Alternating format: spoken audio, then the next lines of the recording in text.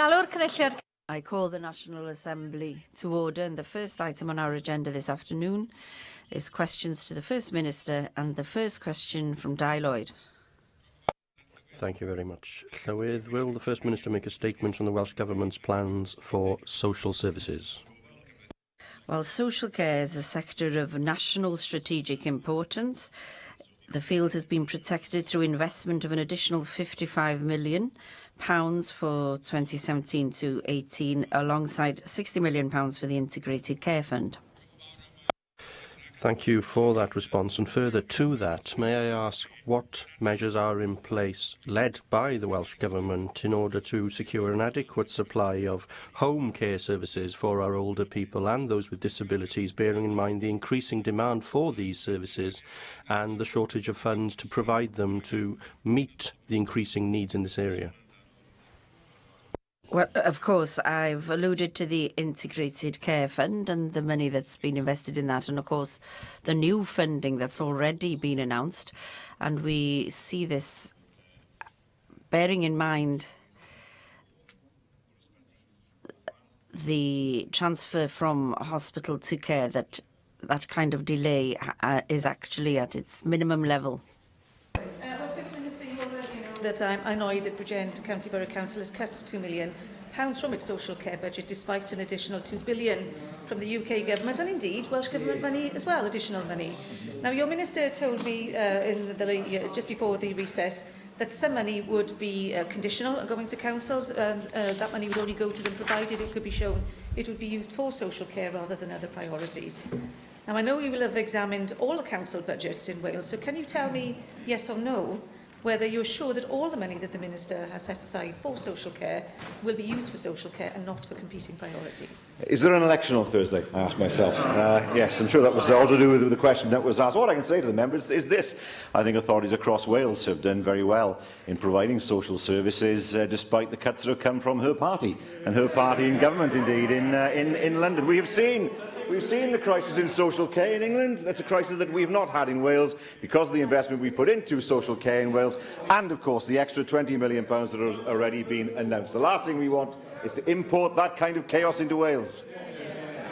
Dawn Bowden. Diolch, Llywydd. And First Minister, as a result of the implementation of the Wellbeing and Future Generations Wales Act, we've witnessed in recent years significant progress in the improved integration of health and social care, despite some of the comments being made today. And in particular, I mentioned the multi-agency safeguarding hub in the Cwm Taf area and the Clear Hardy Health Centre. Do you agree with me, First Minister, that one of the early priorities of any new council coming into being after the 4th of May should be to build on the excellent work to date carried out by current Labour councils like that in Merthyr Tydfil County Borough Council? I very much applaud the work of Merthyr Council, and I look forward to that work continuing, of course, in the next weeks to come. Caroline Jones. First Minister, we're fast approaching a point where social care is unaffordable, and unless we take urgent action, we are facing the real possibility that the system may collapse. Successive governments have failed to take account of the ageing population and properly plan for future demand. What discussions have you had with the UK Government about how to ensure the social care sector has sufficient funding to provide top quality care for all who need it now and in the future? I think the member does raise an important point in that regard. We know that demand continues to increase, and there have to be debates in society as to how that demand is to be met. That does mean there have to be discussions between the governments of the UK, because people move between the countries of the UK. But we have ensured that there is sufficient funding for social care. We've increased that funding. But of course, it's hugely important in the long term to think carefully about how social care should be funded in the years to come. Question 2. Question 2, Sian Gwenllian. Will the First Minister make a statement on plans for a medical school for North Wales? Well, work is ongoing to determine the appropriate approach to ensuring sustainable medical education and training within North Wales, and the Cabinet Secretary for Health, Wellbeing and Sport will be making a statement in the coming weeks. The case for a medical school to serve North Wales and rural areas of our nation is clear and robust. The Better Cadwaladr Health Board will have spent over £21 million on employing agency medical staff over the past 11 months up until the end of February this year, and the Royal College of Physicians summarises the situation in one sentence. Enough doctors out there, but that's Now, the establishment of a medical school in Bangor would be part of the process of training these additional doctors which we need in Wales. So when exactly will the business case be published, and when will the necessary steps taken to establish the medical school be put in place?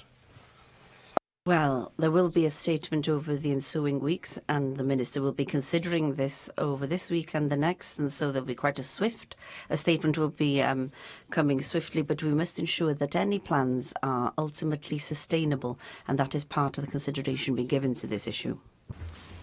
Diolch. It's many years since I first discussed the need for a Bangor Medical School with its previous Vice-Chancellor and continue to have those discussions since. It's 3 years since the North Wales Local Medical Committee warned at a meeting in the Assembly that general practice in North Wales was, in their words, facing crisis, unable to fill vacancies, with GPs considering retirement. And they highlighted the fact that the previous supply from Liverpool Medical School had largely been severed, where their generation had primarily come from there. In considering, as you have agreed to do, the business case for a new medical school in Bangor, how will you ensure that that includes dialogue with Liverpool alongside Bangor to ensure that we keep local medics local? Well, the issue is, of course, that the Bangor is in an area where the population is quite small compared to other centres where there is a medical school. So there are issues in terms of how could such a medical school work closely with other medical schools in Wales or in England or elsewhere, for that matter. What's hugely important is that any medical school is sustainable and that it works closely with others in order to ensure that sustainability is there in the future. Michelle Brown. Thank you, Presiding Officer. Graduates will come back to work in Wales if they have the desire and ability to do so. Does the First Minister agree that the Government needs also to look further at ways it can improve the life offer for the people of North Wales, as this flight of talent illustrates that too often those who move out to Wales to train or work often do so permanently? Well, the scheme, the campaign that we have in place to recruit medical staff is working well. We've had a great deal of interest from those in all areas of medicine. Ultimately, lifestyle is important for people, but professional challenge is important. People want to go somewhere where they will find their work interesting, where they feel they will be challenged from a medical point of view, and of course they want to live somewhere where they feel they are supported. And the campaign that we've put in place has outlined all these issues to potential medical practitioners who wish to come to Wales, and the response has been encouraging. Questions now from the party leaders. The leader of the UKIP group, Neil Hamilton.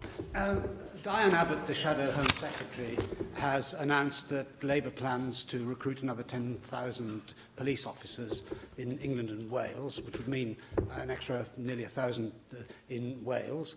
But she was rather sketchy about the cost of this proposal. First of all, announcing it was going to cost £300,000, which would be an average salary of £30 for a policeman. Secondly, it went up to £8,000 a year, £80 million. Perhaps the First Minister could give his own view of the credibility of this policy and what the actual figures are. I think it's hugely important that we see more bobbies on the beat, more police officers, 10,000 of them. I think people will certainly support that. He asked the question, where does the money come from? Quite simple. £300 million a year over the course of 5 years. £2.7 billion is the pot of that will be created by reinstating the previous levels of capital gains tax, so £1.5 billion with £1.2 billion left over. Those are the maths. Well, the First Minister is obviously not aware of what happened last time capital gains tax was increased in 2010. Because in 2010, the rate of capital gains tax was raised from 18% to 28%.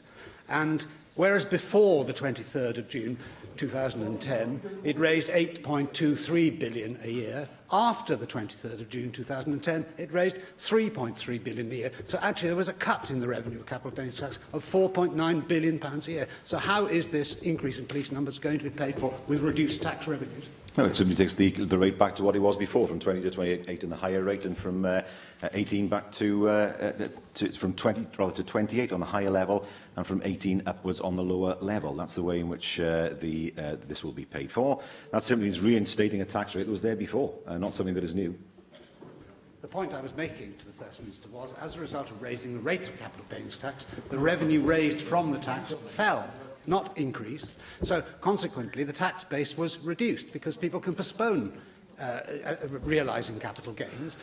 In fact, the people who are most likely to want to realise capital gains are pensioners who can't afford to live on their incomes. So this is actually a tax increase which is aimed very largely at people who can least afford to pay it. But perhaps it's part. Perhaps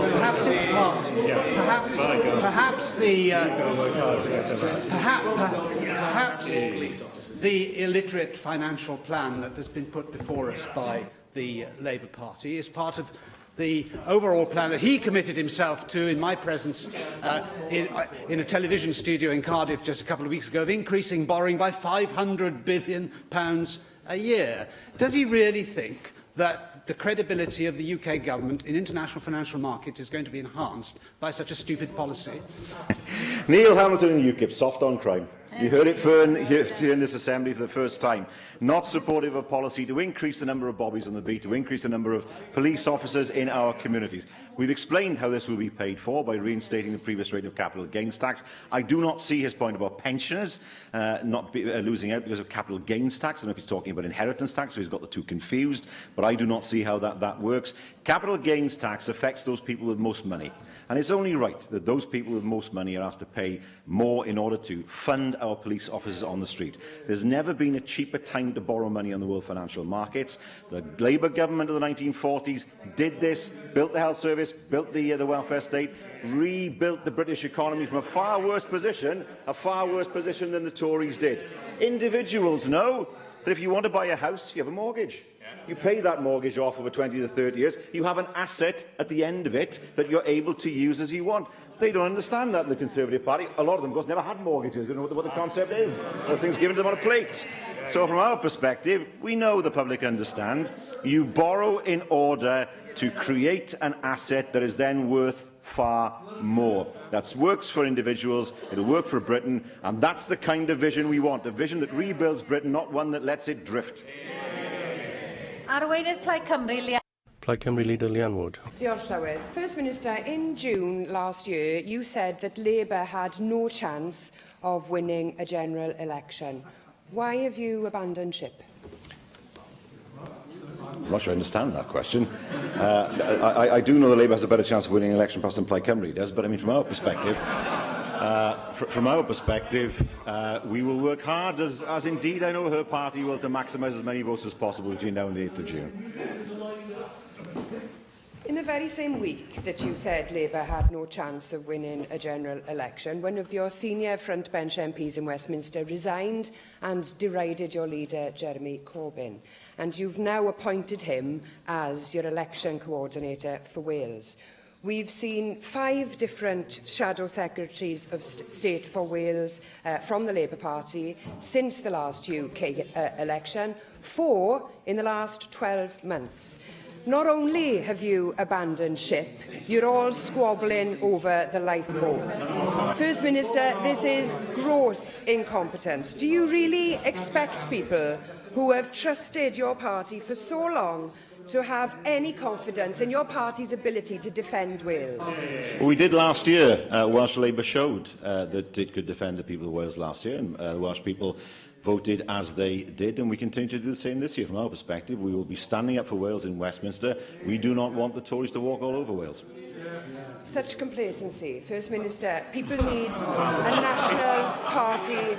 People need a national party of Wales that is going to protect this nation's interests. A party that will defend this institution, that will protect Welsh jobs, people's pensions and our NHS. Labour is in no fit state to defend Wales, and so the National Party of Wales is Plaid Cymru. Tomorrow there will be yet another vote on scrapping 0 hours contracts. It will be the 7th time we've had a vote on this. 6 times Labour and the Tories have voted together against Plaid Cymru's proposals to end 0 hours contracts. Tell me, First Minister, are you going to make it 7 times tomorrow? Will you again vote with the Tories against Welsh workers and against the Welsh national interest? Well, it's always been a myth in Plaid Cymru that Plaid Cymru stands for the Welsh national interest. If that's true, they'll be doing far better in elections than they are. And I do deplore the idea that somehow one party has a monopoly on patriotism or in terms of defending Wales's interest. Now, I know that inevitably over the next few weeks we're going to have questions in this chamber that affect the general election. We all know that, but I do think people deserve to have questions asked of them about what's going to happen here in Wales, in the Assembly. 0 hours contracts are an issue which we do not support 0 hours contracts. She's trying to suggest that somehow in principle we think they're a good thing. We don't think they're a good thing.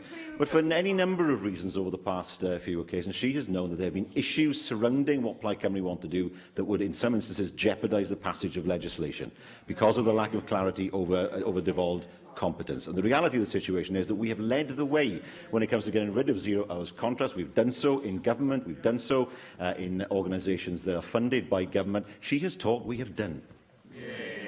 Arweinydd yr wrthblaid. Leader of the Opposition, Andrew Arty-Davies. Presiding Officer, could I first of all welcome the new clerk to the Assembly. This is her first Minister's questions, and I look forward to working with you over the coming months and years that you fill the role that was so admirably done by Claire Clancy. First Minister, you have just said that you want questions asked of you that are relevant to this place, and I do want to draw on the Auditor General's report last week about the Circuit of Wales and the funding of the Circuit for Wales, and in particular the points that the Auditor General drew on, in particular about government money, Welsh Government money, being used to buy a motorcycle firm in Buckinghamshire that went bankrupt. Is that a good use of Welsh taxpayers' money, £300,000 worth of Welsh taxpayers' money, to buy a motorcycle company in Buckinghamshire that then went bankrupt? And if it isn't a good use of Welsh taxpayers' money, will you apologise for that? Look, we've just had a report last week where the Cancer Drugs Fund was shown to have wasted £1 billion of public money. So I'm not going to be lectured on that by the Conservative Party. Yeah, he asked the question, and it's quite simple. The answer is quite simply this. Whenever you have a project like the Circuit of Wales, there will be risks. Those risks have to be managed acceptably. The Circuit of Wales is still in play. We are looking to see whether a model can be produced in order to take the project forward, and we think the people of Blaenau Gwent and the people of Wales would expect us to do that. Inevitably, whenever there is any kind of project that is risk, banks do this. When banks lend money, they acknowledge there's a level of risk, but that risk has to be acceptable. It's the same for government. That is the most bizarre answer in 6 years that I've stood here I've received from you, First Minister. I asked you a simple question about Welsh Government money that was used to buy a motorcycle firm in Buckinghamshire that went bankrupt. £300,000 that the Auditor General, in a report that he released last week, and you've called for questions that are relevant to you in your role as First Minister, and you don't believe that you will explain that or even apologise for that fact. Secondly, the report outlined how officials highlighted to ministers that they believed that you would be in breach of state aid rules by allowing the £7.3 million loan guarantee to be put in place and then drawn down. Now, officials gave that advice to ministers. The Auditor General could not find any evidence to contradict that advice that was given to ministers. So why did ministers put the Welsh Government and Welsh taxpayers' money at risk and potentially for infringement proceedings by the European Commission because you're breaking state aid rules? Yeah, it doesn't sound the way state aid rules works. Normally, when state aid rules are breached, it's the recipient that pays back, not the government. From our perspective, we will assess the situation to see that whether the risk is acceptable. Two things that have to be made about the Circuit of Wales. Firstly, the Auditor General has not said that this is a project not worth supporting. Nor has the Auditor General said that the Circuit of Wales is a business organisation with no assets, contrary to his own MP, David Davis, what he has said. Yes, in the course of the development of the Circuit of Wales, there is an assessment of risk. Decisions are taken to accept that risk if deemed necessary, and then, of course, we move on to see if the Circuit of Wales can become a reality. That is what governments do, to look at risk, make sure that risk is acceptable, because ultimately the prize might be one that is worth having. We're not at that stage yet. We're still working to see whether the Circuit of Wales can produce that sustainable model. First Minister, the Auditor General was very specific in what he was looking at, which was this tranche of money that Welsh Government has spent to date, £9.3 million. In anyone's book, that's a pretty significant sum of money. No one is disputing that potentially the overall scheme could have a massive impact of regeneration, but you are accountable for the way money is allocated.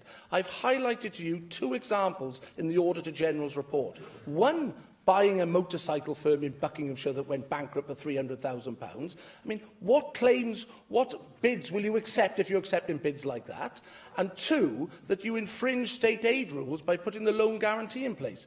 Both of which are those examples you haven't apologised for, or you haven't discounted to say it is incorrect. What exactly can we expect from the Welsh Government, given that there's a litany of examples from RIFU, where officials' advices were totally ignored and ministers just proceeded to dispose of land, high-value land, where officials were discounted in the process, and the public lost out through losing money when overall sales were concluded in RIFU, and this is the same example where public money has been put in jeopardy, as the Auditor General has pointed out. How can we have any confidence that your government is working positively to either form a positive conclusion on this agreement, or that you will end up putting more public money at risk? No, the agreement is one that we would want to be positive. We're not looking to put any more public money in. We're looking to work with a private investor for the future. All these things are under discussion at the moment. But I remind the leader of the Welsh Conservatives that sometimes you have to take a decision in order to benefit people in the future. Last week we saw the decision by Qatar Airways to fly a daily flight into Cardiff Airport. If he had had his way, that airport would be shut. It would be closed down. He sat there questioning the fact the Welsh Government had bought the airport. We've seen great passenger growth. We see Qatar Airways coming in. I was there over the weekend. There are huge opportunities for Wales as a result of that. Let him apologise for the fact that he was willing to put 1,000 jobs at risk in the Vale of Glamorgan, by letting the airport close. On top of that, we have unemployment that is lower than England, lower than Scotland, lower than Northern Ireland. We have a situation where the 5 companies that have grown most in Wales over the past year are companies that we as a Welsh Government have helped. The fact that we've had the best foreign direct investment figures for the past 30 years. The reality is that we create jobs when the Tories destroy them. Question 3, Paul. Question 3, Paul Davies. Thank you, Llywydd. What's the Welsh Government doing to support the housing needs of people in Pembrokeshire? We are making significant investment in all types of housing tenures in Pembrokeshire and across Wales. This includes continued investment in social housing and Help to Buy Wales, as well as through new schemes aiming to make home ownership more accessible and support innovation. Thank you for that response, First Minister. I recently met representatives of the Housing Association Hafan Las to discuss the housing needs of the people of Cydai in Pembrokeshire. That would mean providing affordable housing for local people with at least a third of the residents over 50 years of age in order to bridge between the generations. So would you agree with me, therefore, that we should be encouraging projects of this sort? And if so, can you tell me what support the Welsh Government is providing to projects such as this one? Well, of course, it would be interesting if Hafan Las officials could meet our officials to understand better the model that they have. And I'm sure should they want to do that, we would welcome a meeting. Thank you, Llywydd. The problem of second homes and holiday homes is a particular problem in Pembrokeshire, as it is in a number of areas that are popular with visitors and tourists and people who are looking to retire to those areas. And of course it overheats the local housing market. And terms of the incomes available to local people, particularly young people, there are whole streets in Tenby where nobody is living for most of the year. So what can the government do to assist in that context? Plaid Cymru has proposed that planning regulations could be used in certain communities in order to ensure that there is a change of use when a home leaves a permanent occupation and becomes a holiday home. Isn't that deserving of consideration by government? Well, this is something that has been discussed and considered previously, but it is much more difficult in practice rather than in principle as regards what kind of definition you place on a second home.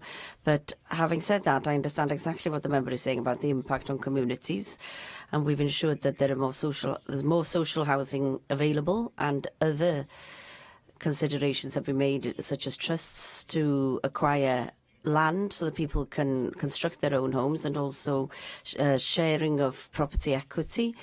And in the future, we can maybe look at how to purchase houses from the private market so that the houses are available, particularly in villages.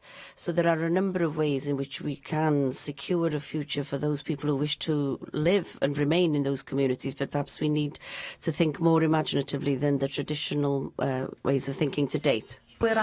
Question 4, Hugh Ranker-Davies. Assessment has the First Minister made of the benefit to Wales if the UK Government were to borrow more to invest at the current low rates? Well, any increase in public expenditure in comparable areas will mean more money for Wales to support our priorities as set out in taking Wales forward, as long as, of course, it's capital expenditure. I thank the First Minister for that answer. In household terms, as he outlined in response to an earlier question, we're all very used to the idea of balancing the books, managing income and outgoings, and critically managing debt, whether that's on the mortgage on our home or on our family car. Now, government borrowing is far more complex, of course, but the basic principles remain, including managing your debt at any given time. Yet classic economics recognises that for government borrowing, there are times, especially when the cost of borrowing is as low as it is now, when borrowing can be used to reverse austerity and bring growth. And by bringing growth, ensuring that the deficit remains at the same percentage of GDP. So, isn't it time, I say to the First Minister, for the UK Government to change its approach for the good of the country, for Wales and the UK, or for the good of the country? Isn't it time to change the UK Government? Well, absolutely. All governments borrow. Margaret Thatcher borrowed every single year. In fact, borrowing went up under the Tories. But they used that borrowing to pay for tax decreases. That's how unsustainable that was. The current Conservative government have borrowed money. I don't criticise them for that, because I know it's a part of government. The issue is borrow money to invest in capital infrastructure, and secondly, borrow money in a way that's prudent, so that the debt doesn't become unmanageable. The problem we have at the moment is we have a government in London that's completely without vision, doesn't know what it wants to do, has no vision for investment in infrastructure. We were promised electrification of the South Wales Main Line. Where is it? That's disappeared off the horizon. No decision on the Swansea Bay Tidal Lagoon. No decision on HS2. No decision on Heathrow. We've had absolute dithering, complete and utter dithering for the past year from the UK government when it comes to funding essential capital infrastructure. Countries that do not invest in their infrastructure decline. They cannot compete with other countries around the world. And the problem we have with the current UK government is they're just not willing to invest. Nick Ramsey. First Minister, let's please get a little bit of sanity back into this question. Borrowing is, of course, an important tool in any government's toolbox. It's an important tool for the Welsh Government. It's been an important tool for the UK Government. But the levels of borrowing being proposed by the UK Labour Party are truly eye-watering. And in your heart of hearts, you know that. Would you agree with me that the last thing that this country needs, the last thing that the UK needs, and the last thing that Wales needs is for Jeremy Corbyn's Labour Party to ratchet up the debt once again, and for us to end up in the same sort of position we've been in every time that the Labour Party has been in power in the UK Government before? Britain's best years are always under Labour. Always economically. Look at the stats. Look at where we are now. Look at where we were in 2011, 2012, 2013. Look at where we were at the start of the last decade. Much, much, much better a position than we are in now. We were in a much better position then than we were in the 1980s, when the Tories' main manufacturing product was higher employment. They took Wales to a level of unemployment well beyond 10%. We need competent economic policies and government, which the Tories have never, ever given us. And so it is hugely important that we have a UK government that understands the value of investment, of capital investment, has a vision for the country, and doesn't keep on saying we need stable and strong leadership. Well, stable and strong leadership, let me tell you, involves doing leadership debates, talking to ordinary people, not having events that are closed off to the regional press, as was the case in Cornwall today, and a Prime Minister who is strong and not one who acts as a frightened rabbit. Adam Price. If we follow the logic of the First Minister, that now is the time to take advantage of historically low interest rates, Why is it that his own government's finance secretary is limiting the financing through the mutual investment model to £1 billion, not increasing it to the £7.5 billion suggested by Jerry Holtham, who was a senior advisor to his government? Isn't this yet another example of the Labour Party saying one thing in its British manifesto and doing a different thing in Wales? That's the kind of hypocrisy that has given democratic politics a bad name. Says the man described in his election leaflet as the Mab of Rydlon, the lost prophet of Wales. Who am I to argue with him, described that way? And he allowed it to appear in his leaflet, would you believe? But there we are. He asked the question. The reality is it's 1.5 billion, and we will borrow up to a level that is prudent. And 1.5 billion in Welsh terms and devolved terms is, we believe, a prudent level of borrowing. Question 5, David. Question 5, David Rees. Will the First Minister make a statement on the progress being made to attract investment in the enterprise zone in Port Talbot? Yes, we know the enterprise zone is a powerful marketing lever. We know that its proximity to the new Swansea Bay campus, to the new to the areas, in terms of the area's assisted area status, is hugely important, and we know the zone is a compelling proposition for investment. Well, thank you for that answer, First Minister. As you know, the enterprise zone in Port Talbot was established due to the real threat of closure of the steelworks, following Tata's original decision to sell off its UK operations. And that threat's not gone away, and it's important that we now diversify our manufacturing and other industries within Port Talbot. However, this proposed new site for a new prison in Port Talbot is actually believed to be within the Port Talbot enterprise zone. What analysis has the Welsh Government undertaken to actually consider the impact that building a prison in that enterprise zone will have on attracting new businesses and supporting economic growth in existing businesses to build a stronger economy based upon skills available in manufacturing and high tech as in Port Talbot? Now, on the basis of the analysis result given a negative outcome, will the Welsh Government fail to sell or lease the land to the Ministry of Justice? Well, we haven't conducted that analysis as yet. What I can say, however, to the member, just to reassure him, I have a prison in my constituency. In fact, it was built when I was the ward councillor in my ward. And indeed, people were concerned. They were worried about what the impact of the prison might be. The reality is it hasn't had a negative impact at all. In fact, it employs a large number of people locally. It's provided work for a large number of contractors. So, whilst I can well understand some of his constituents being concerned, and he has represented the views of those constituents this afternoon, the experience that we have in Bridgend is that the prison itself, in fact, there's a housing estate being built next to it as we speak. So the prison quickly becomes integrated into the life of the community, and it can, in fact, be a job creator. Susie Davis. Diolch, Llywydd. The Swansea Bay City Region deal, which you and Theresa May, of course, both signed recently in Swansea, is set to trigger £1.3 billion worth of investment in the region. And the proximity of the university that you've mentioned already, and the emphasis on steel-based supply chain within the enterprise zone fits very well with a number of projects in that deal. The Enterprise Zone Board also hopes to create opportunities and promote innovation and entrepreneurship in advanced manufacturing and materials. So what kind of help can we expect from Welsh Government to help the local steel sector take advantage of R&D and commercialisations in those other two sectors in order to improve the local economy? We have been working with Swansea University in terms of R&D. We've been working with Tata to move R&D into South Wales. We want to be manufacturers, but we want to make sure as much R&D as possible takes place in Wales as well. There are great opportunities there for Tata. We believe there are great opportunities with the lagoon. The lagoon is widely supported in this chamber. I don't make that point in any political sense. I do hope that whatever happens after the 8th of June, we will have a decision that is positive about the lagoon to create 1,000 jobs in the area, which will be a huge catalyst in terms of job creation within the enterprise zone. Bethan Jenkins. First Minister, I heard your response to David Rees, but I didn't hear whether you, as First Minister and as a government who would be supporting the prison in Port Talbot. I recognise what you say about Bridgend, but you will understand that the prison in Port Talbot, if it is built, will be significantly over capacity and is not something that we think will add benefit to the local economy. I've had concerns from local people with regards to the fact that many of them are trying to rent out space of over 10,000 square foot in Port Talbot, small businesses wanting to develop who are now moving to your area. I'm sure you're pleased to hear that, but they can't stay in Port Talbot.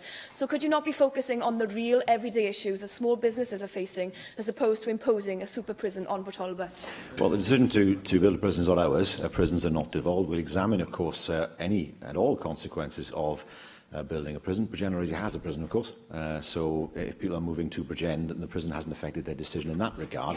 But it is important that all these things are considered very, very carefully.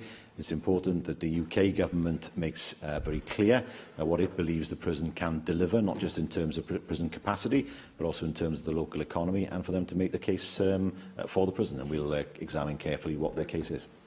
Question 6, Leanne. Question 6, Leanne Wood. Will the First Minister outline the Welsh Government's plans to improve access to primary health care? Yeah, through modernising our primary care services, we want access to continue to improve when local issues arise, as they will. We expect health boards to ensure local needs continue to be met.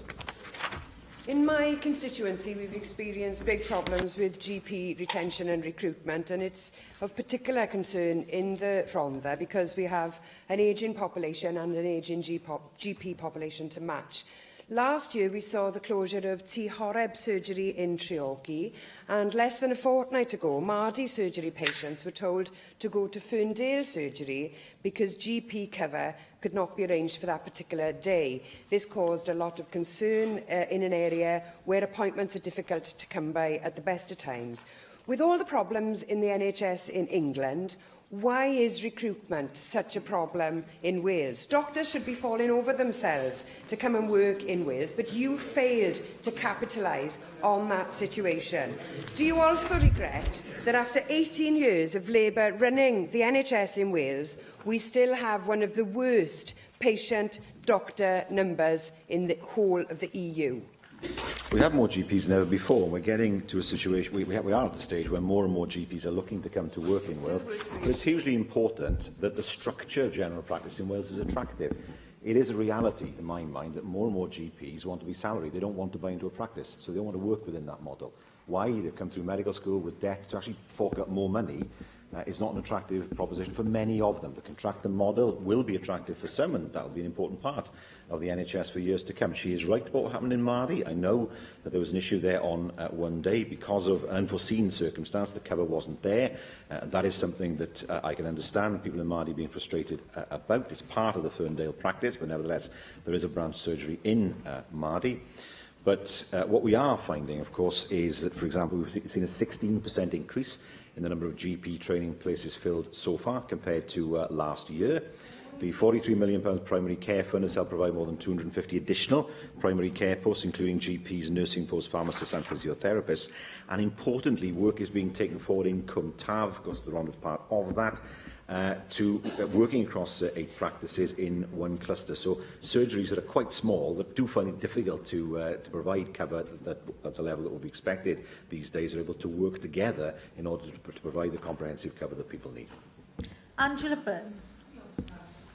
Patients not only need to have access to good GP surgeries and good GPs, but also they need to have quality of that access. And we all accept, and I think there's a growing recognition, that GPs should be left to deal with the more complex cases and those with multiple comorbidities. And we welcome the growth in the allied healthcare professionals. We welcome the growth in having counsellors in GP surgeries, in having chronic care condition nurses, palliative care specialists and so on. But I do wonder, First Minister, what discussions your government might have had in terms of extending the appointment time. Because if a GP who's already under enormous pressure has to see a patient with complex healthcare issues or comorbidities and write up that notes, the standard 10 minutes is a very difficult thing for them to undertake all that work in. And I wonder if your government has had any consideration of that particular matter. Well, can I welcome, first of all, what the member said about not piling, it's not the way she put it, but what she meant, not piling all the pressure on GPs. A good number of cases that appear before GPs don't need a GP, which is why it's hugely important. We have Choose Well, of course, and we see when health boards take over practices, they become multidisciplinary. People can be directed to the nurse, to the pharmacist, to the OT, to the physiotherapist, as appropriate, rather than everybody piling onto the GP. The challenge for the smaller practices is to be able to take pressure off themselves in the future by working with other practices to provide wider and more holistic services between them. So, for example, is it reasonable for a single-handed practice to employ lots of nurses or physiotherapists? No, but working with other practices, then it becomes far more viable for that to happen. But it is hugely important. that we don't find. She doesn't do this, in fairness. It is hugely important. It's not to think that primary care is not just about GPs. It's about making sure people get the right level of care at the right time. You take pressure on GPs, you release more time for them to see the patients that need more time to be seen. Question 7, Julie. Question 7, Julie Morgan. What assessment has the First Minister made of the future opportunities for organisations relocating to Wales from the south east of England? Yes, a large proportion of recent investments from companies headquartered elsewhere in the UK have indeed come from London and the south east of England. I thank the First Minister for that response. Does the First Minister support the call from the leader of Cardiff Council for the UK Government, for Channel 4 to be relocated to Cardiff in view of the success of the media industry in Cardiff and as part of the consultation that is now going on about the future of Channel 4? Yes, I do, very much. I think Cardiff has a great deal to offer in terms of media services. We've seen huge growth in creative industries, not just in Cardiff but outside. We've seen huge growth in the media in Cardiff, and Cardiff would be an ideal headquarters for Channel 4. Question 8, Mark. Question 8, Mark Ratcliffe. Will the First Minister make a statement on the appropriate magnitude of borrowing for Welsh Government in the UK context? Just readjusting myself there to where the member is now sitting. We will maximise all the tools available to support the economy and public services in Wales, including making best use of the £1 billion of borrowing powers secured through the new fiscal framework. First Minister, whether the question is £1 billion or £1.5 billion of borrowing for Wales or £500 billion of borrowing for the UK, your answer seems to be the same. Let's borrow, it's cheap. There seems to be less consideration to how we would pay that money back or what would happen if interest rates go up. Do you seriously believe it's appropriate for the UK to borrow 300 times as much as Wales? And if so, is your position any more credible than Jeremy Corbyn's? The UK has far more fiscal tools available to it than the Welsh Government in terms of the way at which it can borrow, in terms of the taxation policies available to it. We know that the party that you sit over on that side of the chamber with will not rule out a rise in income tax. I appreciate that honesty, but I think it's right to say that even the Conservative Party is considering increasing income taxes in the future in order to provide more money for the public purse. They've been asked several times to rule it out, and several times that has not been ruled out. The point is this. Borrowing for infrastructure investment is important. It must be prudent. I take that point, and it must be affordable. But what is affordable for the UK is many times more than what is affordable for Wales because of the tools at the UK's disposal and its ability to raise money. It was done in the 40s, when the situation was far, far worse than this. The infrastructure was rebuilt. The UK got back on its feet into the 50s. If it could be done in the 40s, when borrowing rates were higher and the situation much worse, then why is it so unreasonable to say that it can't be done now? Question now, Joyce. Question 9, Joyce Watson. What assessment has the First Minister made of the impact of the Trade Union Act 2016, which came into force in March this year? Our assessment of the Trade Union Act remains that it's divisive, damaging and risks undermining public services and the economy. I thank you for that answer, and I share your opinion. Do you agree that by enforcing public sector employers to publish information on facility time, that is, the time taken off from work to allow union representatives to carry out their duties when helping employees, that by doing this, the Trade Union Act 2016 blatantly discriminates against public sector workers and serves to weaken their rights and their working conditions? And what, First Minister, is the Welsh Government doing to help protect workers' rights across Wales? Well, we, of course, are taking forward legislation in this Assembly to do just that in areas that we believe are devolved. It is a bureaucratic imposition on public sector employers that they have to do this. It's not something that the private sector is required to do. But also, it seems to indicate that somehow the current UK government sees public sector workers as somehow not as good as those in the private sector. That's the insinuation that somehow they're spending all their time in facility time and not actually doing any real work. That's not the case at all. We know that huge amounts of work go into the public sector from so many hundreds of thousands of people up and down the length and breadth of Wales, and that is why this legislation was so unnecessary. Question 10, Stephen. Question 10, Stefan Lewis. Government's plans for making Wales a fair work nation. Yeah, I'm in close discussion with our social partners on fair work and the steps we can take together so that more people have access to good work and a secure income. And tomorrow I'm meeting with our social partners, the Wales TUC and business organisations, to discuss the establishment of a Fair Work Commission. I thank the First Minister for his answer, although he did make this announcement in his Labour Party conference speech back in the spring, and it's disappointing that, given developments at the UK level, that this Fair Work Commission hasn't been established. According to the most recent data I've been able to find, Wales is among the least fair nations in terms of work in these islands. 45,000 people are classed as being low-paid self-employed. 60% of temporary workers want but cannot get permanent jobs, and 42,000 people are on 0 hours contracts. When he eventually gets round to establishing a Fair Work Commission, can he give a commitment that part of its terms of reference will be to review all previous and current trade union legislation as they relate to devolved areas, so that we in Wales can take the spirit that his government has shown in relation to the 2016 Trade Union Bill and amend all regressive anti-trade union legislation in this country? Well, I wouldn't want to prejudge the discussion that takes place tomorrow, but I take on board what he has said. It's hugely important that we get support and buy-in from all sectors of industry as we look at fair work. In addition to working with the social partners, I have also already asked the Public Policy Institute for Wales to undertake some work on this, specifically in terms of defining what fair work is. Yeah, we'll have an idea of what fair work looks like, but it's hugely important to define it as strongly as possible in order for the Commission's work to be effective. Diolch i'r Prif Wyn. Thank you, First Minister. The next item on our agenda is the business statement and announcement, and I call on the Leader of the House, Jane Hutt. Diolch Llywydd. I have one change to report to this week's business. The Economy and Infrastructure Secretary will make a statement on the Champions League final later this afternoon. Business for the next 3 weeks is as shown on the business statement announcement found among the meeting papers available to members electronically. Andrew Arty-Davies. Thank you, Presiding Officer. Leader of the House, could we have a statement, please? And I think that you're deputising in the absence of the Cabinet Secretary for Rural Affairs on the way that the basic payment scheme is delivered in Wales. I do declare an interest as a partner in a farming business in the Vale of Glamorgan.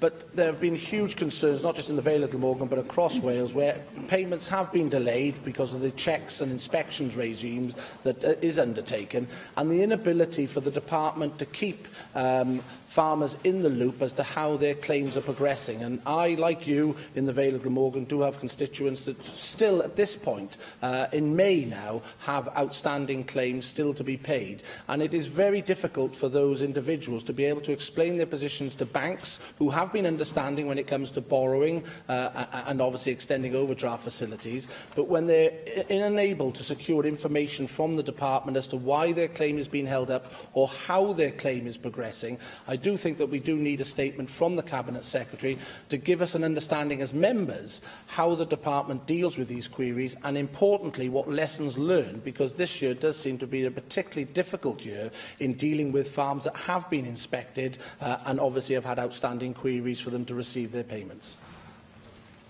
I thank Arty-Davies for that question. I'm very happy to update on the basic payment scheme. By 27th of April, over 98.9% of claims have been paid at a value of approximately £219 million.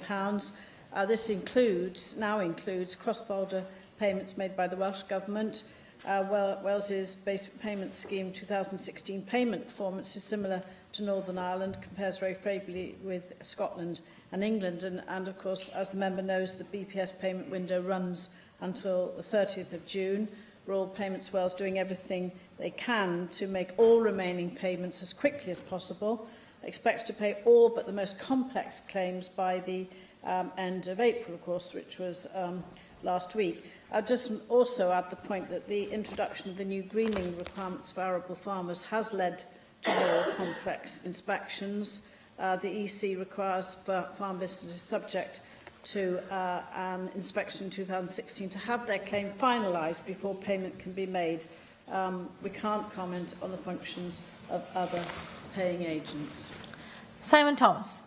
Thank you, Presiding Officer. I think we can add payments of Glasgow as well to the point that was already being made. But I particularly wanted to ask the Leader of the House whether she could timetable, I think, a debate in government time on access to primary care services. I think we heard earlier question from Leanne Woodley to Plaid Cymru about events in the Rhondda. And if I can tell the House that last week I and my office spent several hours over 2 days trying to get a GP for a 90-year-old woman in Carmarthenshire. The listed surgery was in dispute with the Health Board and wouldn't take her on. Another surgery wouldn't deal with it either, despite, in theory, being open to new patients. And the only surgery that was offered was at a considerable distance. Now, I'm pleased, I hope, touch wood, that that has been resolved. And as an Assembly member, I want to help my constituents. But if it takes the intervention of an Assembly member to get a GP for a 90-year-old woman, I suggest we have a problem with GPs in Wales, a problem of recruitment, a problem of accessibility, and a problem in the stewardship that your party is showing to the NHS in Wales.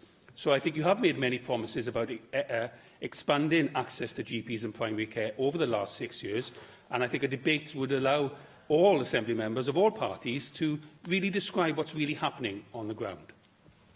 Obviously, these issues have been raised with specific examples of difficulties and pressures, and the First Minister responded to one in terms of the GP day closure in the Rhondda. I think it is important in the context of recruitment, again, to say that our national and international campaign to attract GPs and the wider primary care workforce is already starting to bear fruit.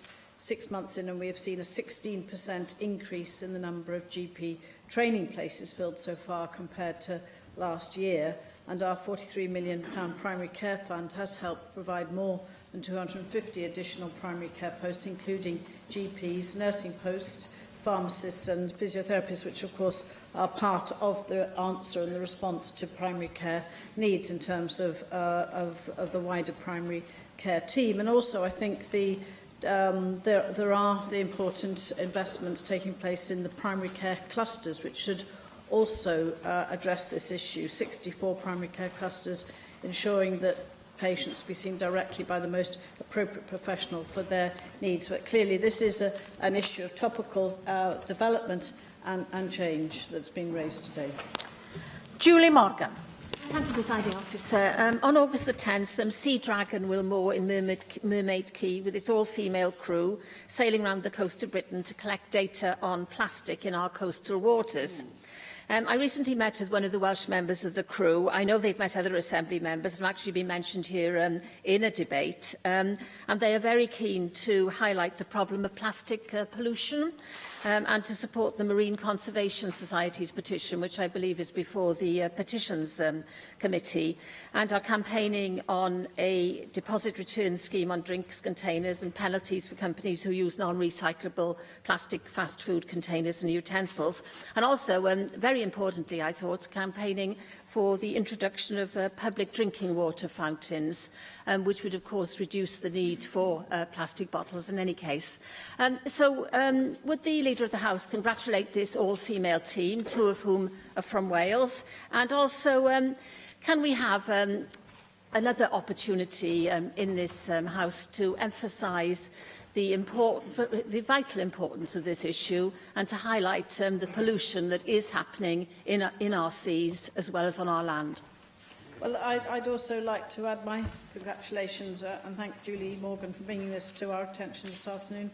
Congratulations to that all-female team who brought the Sea Dragon into Mermaid Quay and met many Assembly members, but particularly drawing attention to their scientific and campaigning mission in terms of their work that they're doing collecting data on plastic in our coastal waters. And indeed, we did recently debate Welsh waste reduction in the debate on the waste reduction bill on the 5th of April, and we are looking to conclude our review of extended producer responsibility.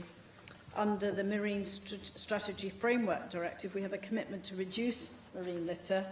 There's a specific target under Descriptor 10 of the Marine Strategic Framework Directive. And, of course, we have a Wales Marine Strategic Advisory Group.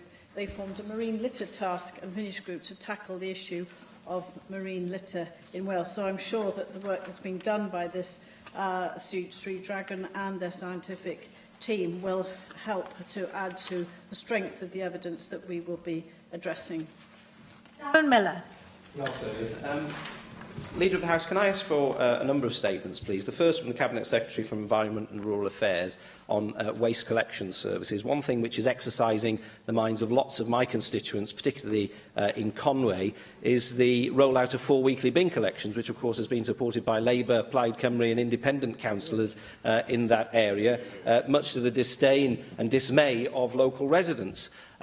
There's dog mess which is being building up in local dog bins as a result of people being encouraged to use those rather than leave dog mess in their bins for 4 weeks, and the whole place is becoming a significant eyesore, unfortunately, to the many visitors who visit my constituency. So I would be grateful if we could have some clear guidance from the Cabinet Secretary and from the Welsh Government on the frequency of bin collection services, and in particular dog bin collection services, because clearly they're not frequent enough at the moment.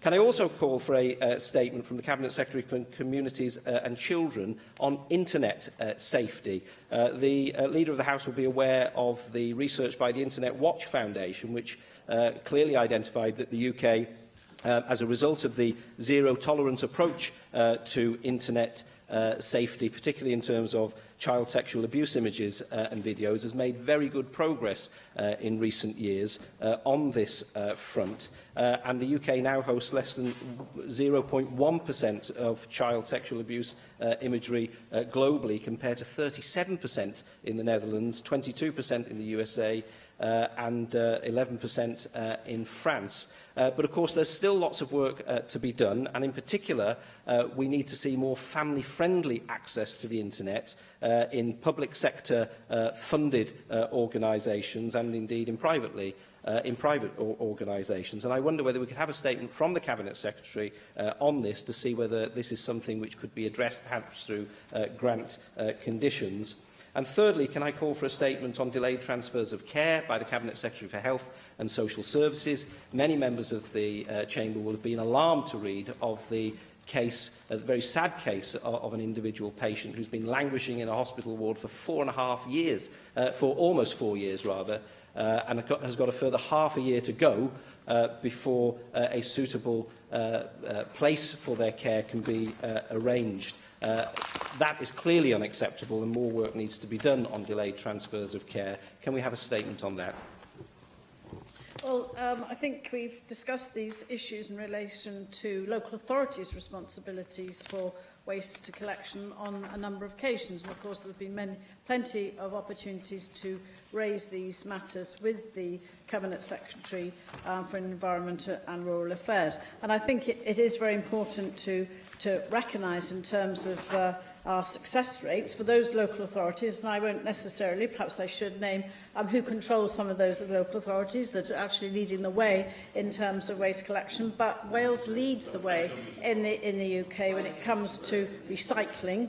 And also, we're supporting local authorities to recycle more. We recently awarded £3 million to help local authorities update their recycling methods, which of course takes into account frequency of collections and indeed handling of dog waste, which of course we have to ensure that local authorities learn from each other and deliver as a result of that the best services, public services for their constituents and local people. Your second question is very important, and obviously we're all aware of the work of the Internet Watch Foundation and the impact in terms of internet safety, and Yvette Cooper's very powerful remarks as Chair of the Home Affairs Select Committee yesterday. We would obviously want to review that in terms of our circumstances here in Wales, in terms of the powers that we have to address those issues, and be very clear in the support of the statement that she made as Westminster Chair of a Select Committee. I think your point about delayed transfers of care must be seen in context, Darren Miller, because delayed transfers of care are at their lowest level for 12 years, which is an exceptional achievement, particularly considered against the increasing demand for services as our population ages, and exceptional and compared with what is happening over the border in England, where they're rising, not falling.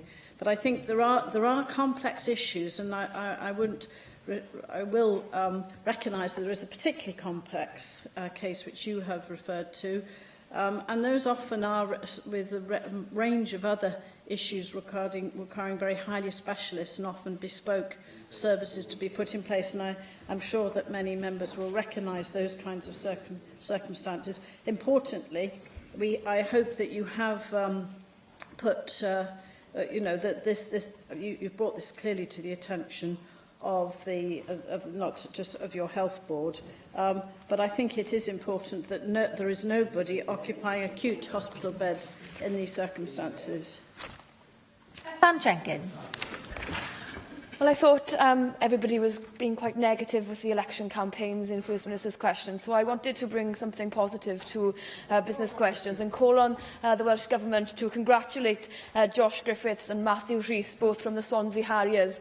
Josh Griffiths, who has qualified now with an amazing time, more than professional runners for the World Championships, and then Matthew Rhys, you would have seen from the London Marathon, who helped another runner who was struggling to finish the race.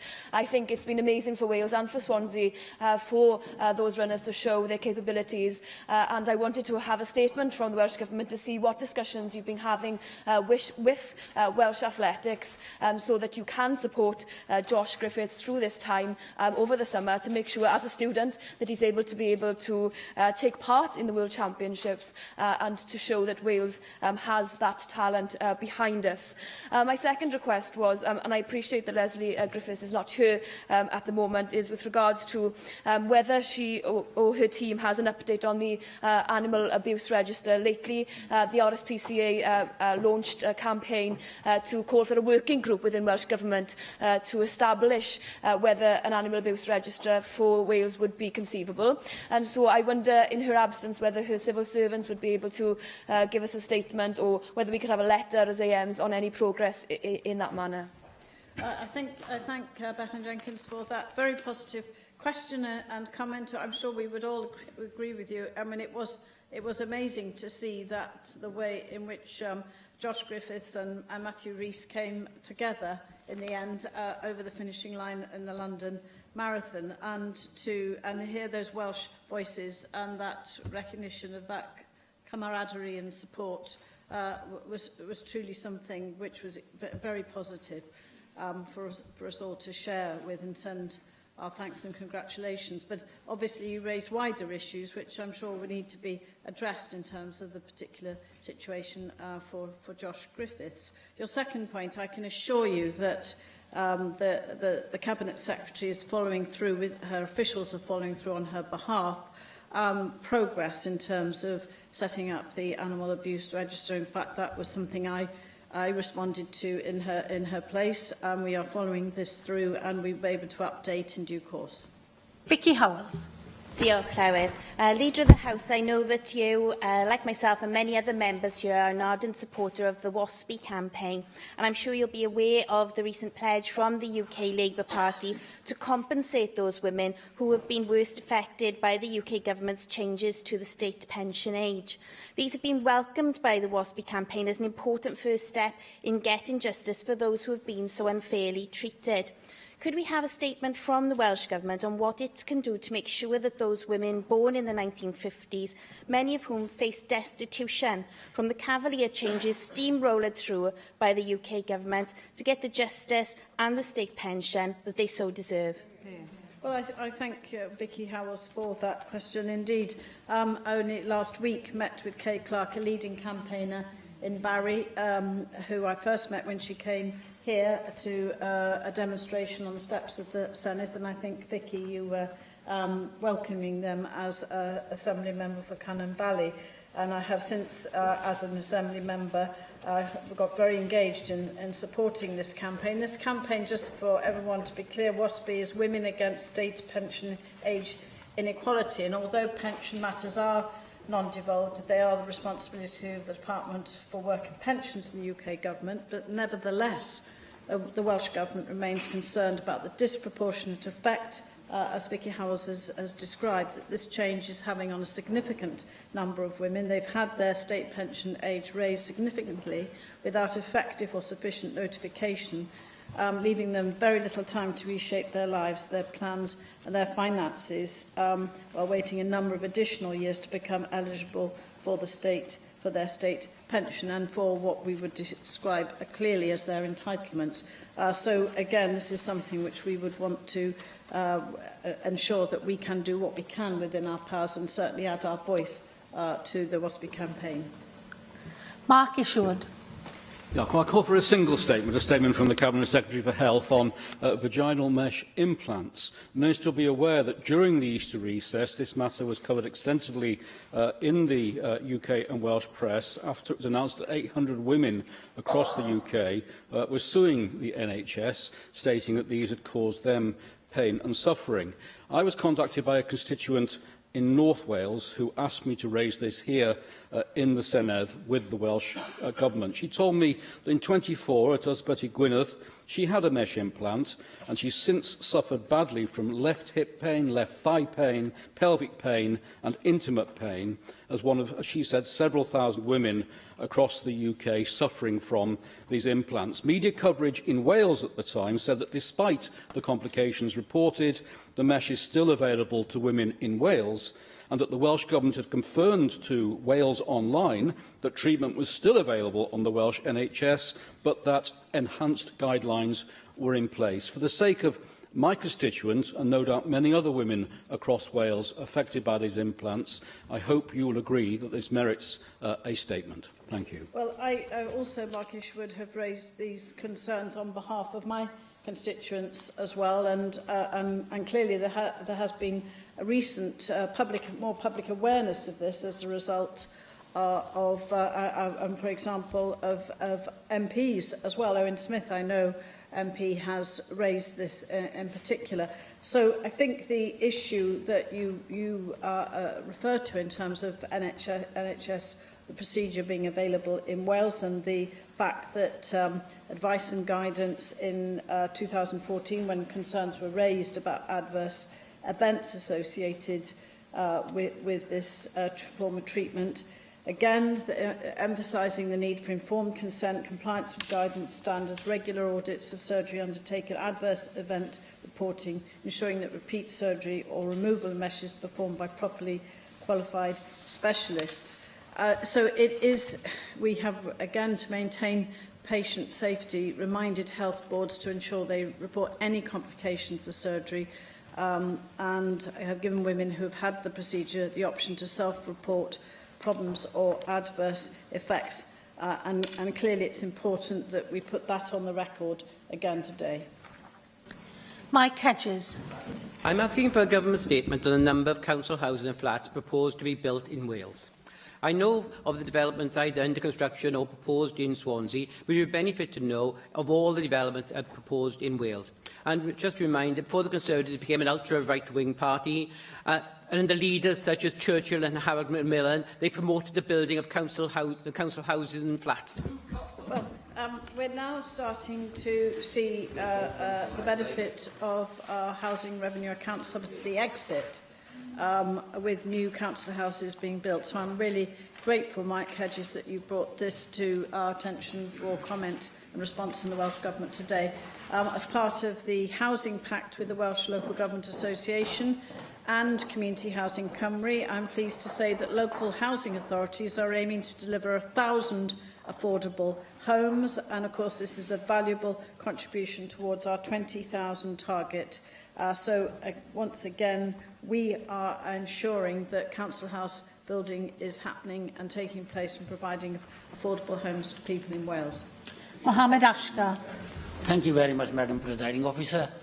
Cabinet Secretary, 6 years ago I raised one business enterprise bill in this chamber, and I raised a very strong emphasis to promote our aviation industry. I heard very recently that our First Minister has arranged a very close ties with one of the Middle East airline, which is going to start next year. Don't you think it's 6 years late or 7 years late, but it's still a backbone for our economy? And could you ask the First Minister or Cabinet Secretary of Transport to make a statement on our aviation industry development in Wales? Thank you. Well, I'm glad you've drawn this to our attention this afternoon, Mohammed Ashkar, because I'm sure you heard, and you, again, the First Minister welcoming the great news, the Qatar investment and engagement now in our Cardiff airport, which we, of course, have not only secured, sustained, but are developing. So, you know, the aviation policy of this Welsh Government is clear and is delivering, and will go from strength to strength. But it is important that we are able to again take stock of those good news announcements. Diolch. Thank you, Leader of the House, Jane Hutt. And the next item on our agenda is a statement by the Cabinet Secretary for Finance and Local Government on the Welsh Government's Future Trends report, and I call on the Cabinet Secretary, Mark Drakeford. Thank you very much, Llywydd. The Wellbeing of Future Generations Act, which was passed into law almost exactly 2 years ago, requires the production within 12 months of the election of a new National Assembly for Wales of a report that contains an account of likely future trends in terms of economic, social, environmental and cultural well-being in Wales, and any related analytical data and information that the Welsh Ministers consider appropriate. This week, for the first time ever, the report, known as the Future Trends Report, has been published. Llywydd, this report is not intended to be some new form of political astrology. It does not aim to predict the future. Rather, it attempts to draw together in one accessible place a range of information to assist Welsh citizens and policymakers in understanding trends discernible today that seem most likely to pose risks or create opportunities in the future. Even that more modest task is one potentially fraught with difficulty. The internet was barely still stirring when this National Assembly was first elected in 1999. The iPhone is less than a decade old. A third of the jobs in today's economy may be obsolete in less than 15 years. The pace of change is headlong, although it may always have seemed so at the time. When Cincinnatus retired to his farm in 458 BC, he said that he was doing so in order to escape the hurly-burly of Roman life and politics. Now, to help avoiding mistaking the simply novel for the significant, this report aims to use and interpret the data sources it draws upon to develop a longer and broader view of the decisions which we make today in the way that the Wellbeing of Future Generations Act requires. It does so by identifying key future social, economic, environmental and cultural trends for Wales under 6 themes that have an impact on all aspects of government and public administration. It deals with population, with health, with the economy and infrastructure. It focuses on climate change, land use and natural resources, and on society and culture. And in helping us to explore the longer view, this first report also begins to explore some of the factors that could affect these trends as the future unfolds. The report also prompts us to think broadly. For many reasons, the business of government at all levels tends to focus on individual policy areas when seeking to deliver benefits. This report is an attempt to take a wider as well as a longer view, bringing together factors that we might previously have considered in isolation and paying particular attention to careful examination of the interactions and interdependencies between them, making connections between different trends in different areas of government. Now, Llywydd, as I said, the report is not intended to provide a series of predictions, but it does include a set of questions designed to prompt readers to formulate their own responses as they consider the trend data and the possible future scenarios to which that data might point. This report is the beginning of work to improve our capability in making decisions fit for the long term. I am keen for us to start building it as a live and continuously developing future trends resource for use by all those with an interest in such matters here in Wales. We have taken the first steps already, with this initial report being produced through a process of collaboration, not only amongst Welsh Government departments, but also with a wide range of public sector organisations. We have sought to use public service boards, brought into being by the Wellbeing of Future Generations Act, to understand what kind of report is needed and to bring together some of the future trend data that already exists. We intend to continue to work in this way, fully involving all those with an interest in developing our shared resource and capability and providing a report that is useful for future policy making here in Wales. Nick Ramsey. Can I thank the Cabinet Secretary for his statement today and the publication, indeed, of the Future Trends Report, another first for devolution. Maybe not quite as groundbreaking as some firsts that we've had, and it's probably, I'm afraid to say, Cabinet Secretary, not going to be the talk of pubs and clubs across the nation. But I take your statement in the spirit that you meant it, and hopefully it will provide some use in the area of policy decision-making. This is clearly part and parcel of the Future Generations Bill, and as we know, there have been concerns from across parties in this chamber about the implementation of that bill and whether it's actually delivering its objectives out there on the ground. I think the jury is still out on that, and hopefully this report, if you're right, will help to steer the course ahead with the Future Generations Bill and will shed some light on some of the murkier aspects of it.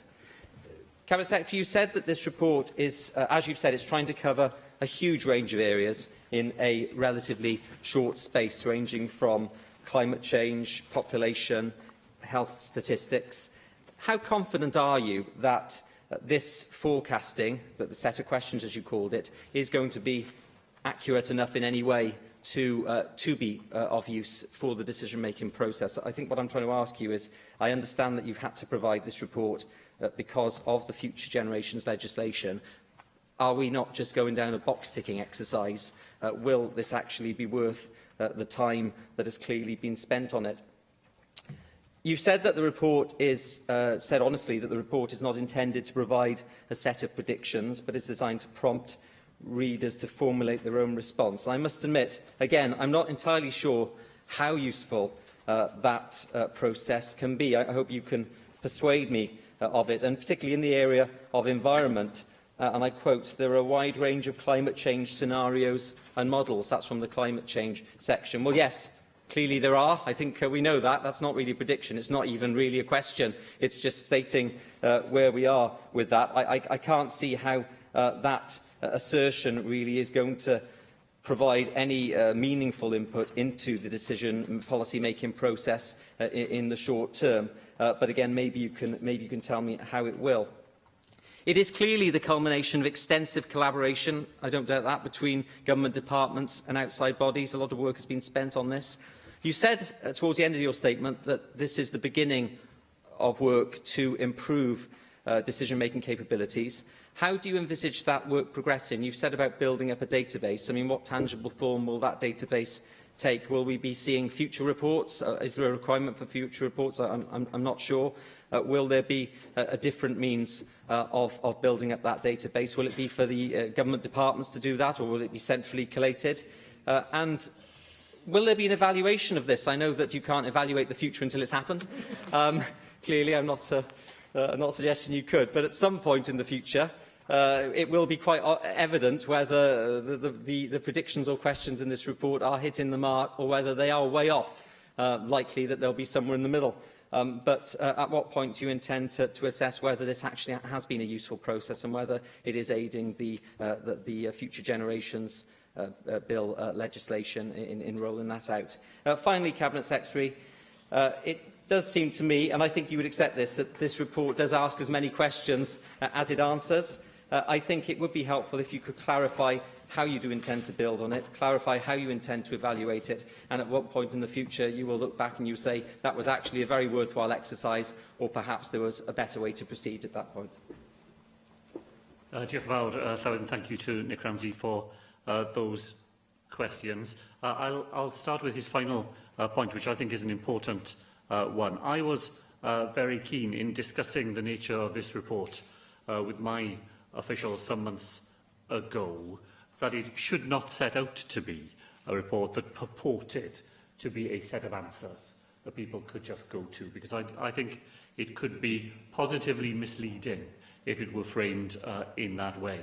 It is therefore intended to be a resource document, a document where people can go to get authoritative information about key future trends, and where people can engage with that data, because the sorts of questions that they may want to ask themselves about drawing meaning from information, there will be sufficient prompts for them there to allow them to do that. Now, it has a number of applied purposes as well, most significantly in helping our public services boards in their local assessments of well-being, part of which requires them to look at future trends in their own localities. And this document was shared with local service boards back in November in its earlier form to assist them in that work. And whereas this report is inevitably at an all-Wales level, I think if you look at some of the local wellbeing assessments that are now available online, if you looked at Pembrokeshire's, for example, you would see, I think, a very sophisticated discussion of climate change, the possible scenarios for that in future, the way it affects a local economy that is particularly dependent on shipping and on tourism. And in looking at the way in which the information here has helped local organisations to carry out their thinking, then I think you can see some of the way in which this report does have a practical impact. Nick Ramsey asked me about how the report might be developed in the future, and I said I am keen if we can do it. What I don't want to do is to meet the letter of the law here by publishing this report 1 year after the last Assembly elections, and for us then to forget about this, and then there'll be another report in 5 years' time. I think for this sort of report to be genuinely useful, it ought to be online as much as possible, and it ought to be capable of being updated and added to all the time as new trend data emerges. I met recently with the National Union of Students in Wales who wanted to talk about the Wellbeing of Future Generations Act, and they were especially interested in ways in which their members, who are working in developing their own studies across a very wide range of topics reflected in this report, might be able to add to the resource that this report provides. And if we were able to do it, to have that sort of iterative resource in which people could contribute to it, could take away from it, could keep it up to date, that I think would make it more likely to be something that is genuinely used by policymakers and by Welsh citizens to help them to reflect on the future. Will there be a point at which we evaluate its usefulness? Well, it's a legal requirement under the Act to produce this report every 5 years, within 1 year of an Assembly election, and I imagine that when the next report is prepared, part of what it will want to do will be to look back at this document, to see whether it captured the sort of data that is genuinely useful, to see whether it identified those trends that were making the most difference, and no doubt to report on those things that none of us here have been able to foresee so far, but will be making a difference to people's lives 5 years from now. Adam Price. Mae gen I deimladau cymys. I have mixed feelings about the report that's been published. I don't want to disillusion the Cabinet Secretary that he is not looking at trends because of political problems, but I do think that it's a good thing that the government is producing a report of this kind, and that we are having a discourse at a governmental level on the future and future trends. And in the past few years, the whole area of futurology has been given something of a bad reputation because of work by people such as Philip Tetlock, Daniel Kahneman and Nassim Taleb, who have questioned to what extent we can predict the future. And I do think that the Cabinet Secretary is right to avoid falling into that particular trap. But the fact that we can't predict the future doesn't mean that we shouldn't have a conversation on policy and future trends. And therefore, in terms of a framework, I do think that the framework and approach is right. Now, the concern that I have is the lack of detail in the document at the moment. If we compare it, for example, with the masterpieces produced by the Singapore government, for example, who over decades have placed so much emphasis on this question of assessing the impact of future trends, and the same is true in Finland, for example. So they are relatively small nations who provide a fair amount of resource in producing a report which is far more substantial than this one, and which has dozens and dozens of sub-reports based on the detailed input of specialists in the area. So I'm asking, and it's a plea from me to the Cabinet Secretary, fine, this is the initial report that's been produced within a year, but could we build on these foundations and ensure that sufficient resources are available so that the report published has sub-reports, isn't as superficial. There wasn't much in the report that I could identify that I didn't know already to some extent or other, and that was a disappointment. It was useful in the other regard, in looking backwards. There were a number of things in the report talking about the post-devolution period where it points out where we have failed, and we have failed in terms of not achieving more than flatlining against the rest of the UK in terms of the economy, and the aim, of course, was to close that gap. Now, there is mention here that there is growth potential for Wales in terms of energy, which is as yet unfulfilled. There is reference to a slower start in Wales in terms of broadband as compared with the rest of the UK. An increase in the number of people under 18 living in poverty over the past years. And finally, another policy area where we have failed, the number of homes increasing more swiftly than the number of houses available. And what's interesting about all of those is that they were long-term policy objectives that we hadn't been able to achieve as a nation. And in looking to the future, would it be possible to ask the question, why? And I know we're in an election period, but I'm not putting all of the blame on government here. There are a whole host of reasons why policy objectives aren't delivered. But in asking why there has been failing in those areas over the past 18 years, then perhaps we would be in a better position for the future. Thank you very much, Llywydd, and thank you, Adam Price. Of course, I agree. This is an initial report, the one before the Assembly this afternoon.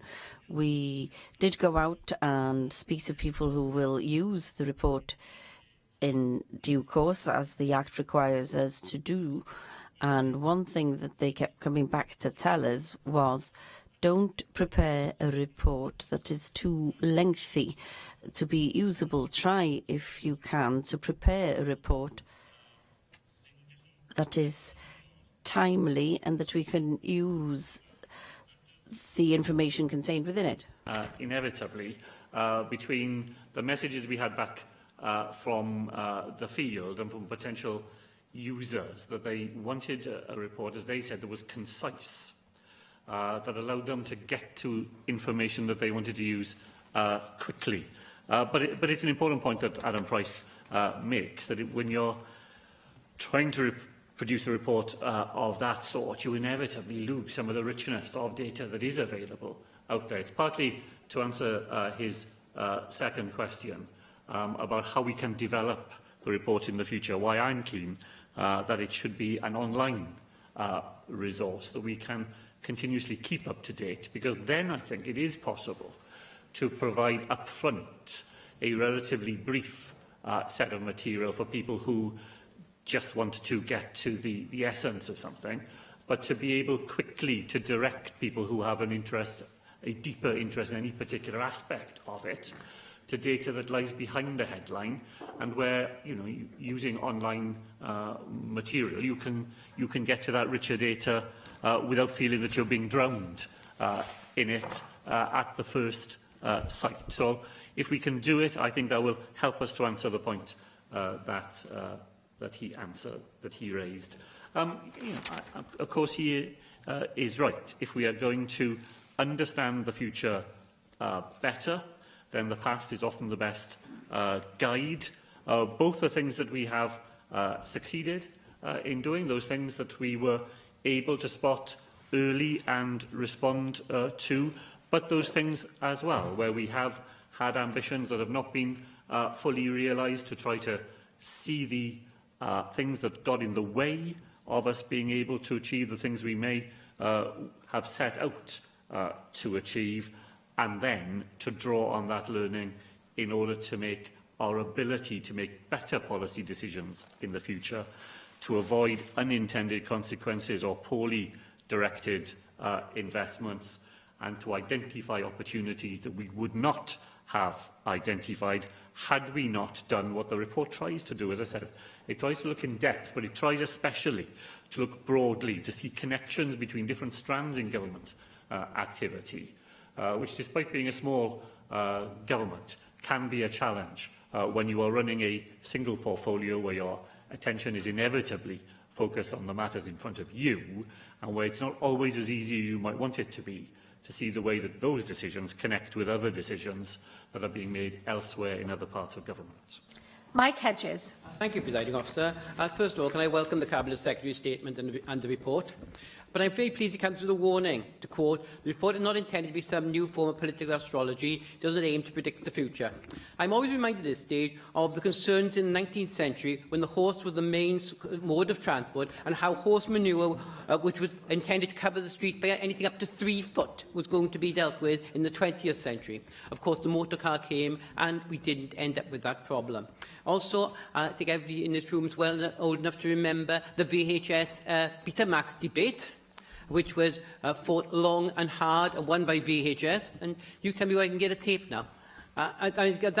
Those things that we see these major changes, and they get overtaken by events very rapidly. What it does give us is the opportunity to see how things will be if we do not do anything, and what we can do to try and change the future. We know urban agglomerations are economic magnets, and we know improved internal transport links are a factor that could strengthen the economic performance of Swansea and its hinterland, so that we can harness its economic potential more effectively as a city region. Will the Welsh Government consider drawing up a transport plan for the Swansea City region? I know that transport is not part of the City region bid, but I don't think transport within that region can be forgotten or can be dealt with by one-off decisions like the Llandeilo bypass, but needs to be a much more integrated approach. We also know that highly skilled people earn more in general, and they've got a better chance of employment in general. And we also know that too many children, through no fault of their own, start formal education developmentally up to 2 years behind some of their peer group. They start education feeling a failure, and far too many of them end education being a failure. Will the Welsh Government seek to expand further Flying Start, which gives a chance to every child to start school at the age they actually are, the chronological age, so that the development between 2 and 3 takes place, which for far too many children in far too many of our communities is not. Well, thank Mike Hedges for those questions. He's absolutely right to point out the danger of using a future trends report in a deterministic way, where we project into the future the situation we see in front of us. His horse manure example is a well-known one. My own favourite Llywydd recently was I heard a Pate News item from the late 1930s. I can't do Pate News voices for you, but it was in that urgent way in which the commentator uses, and the film was of a group of telephonists, and the message was that the spread of the telephone was happening so rapidly in the United Kingdom that by 1960, every woman, and it was every woman, he said, in the United Kingdom will be needed to be a telephonist. And if you predict the future in that sort of way, that you end up, as I say, making very bad decisions. But the plan here is to use the report to help us to make better decisions for the future. I hope there will be a transport plan for the Swansea City region, because it should come out of the new regional arrangements that we propose in our local government white paper. And as for education, Mike Hedges' second question, then what we have learnt, I think, is not simply that those who need fastest access to education need that in the way that Flying Star provides it, but that the first 1,000 days of a child's life, even before education, is even part of what might be happening with them, has an enormously influential impact on their future. And this report helps in its way to try to draw together the different factors, whether that be in the health field, whether it be in the housing field, whether it be in the more general environment that a child at that part of their life faces, to make sure that we are able to do all we can to make those first 1,000 days the foundation for the success that that child might want to be in the future. Gareth Bennett. Diolch, Llywydd, and thanks to the Minister for his statement today. Nick Ramsey made the point that this report may well not end up being the talk of pubs and clubs throughout Wales, and I think he could well be right. And I think to a few members here in the chamber, it all remains a little bit mysterious, even to us. And the process by which we've arrived at having a Future Generations Commissioner and a Future Trends report, it all seems to me somewhat arcane. I have read through the report today. It's a reasonably hefty report, but I struggle to find any guide in it for meaningful government action, so I am still slightly puzzled by it all. We did have Sophie Howe, the Commissioner, appearing before the Equalities Committee, and she was a very efficient witness before the committee. She did engage with the committee, but I feel she wasn't really there for long enough to answer all of the questions that we would have wanted to ask her, and to ascertain quite how her role will influence government action, because she is looking at covering a wide range of potential government activity. For instance, 44 public bodies are covered by the Act. She herself, Sophie herself, talked about the difficulty of implementing legislation and the need to avoid tick-box exercises.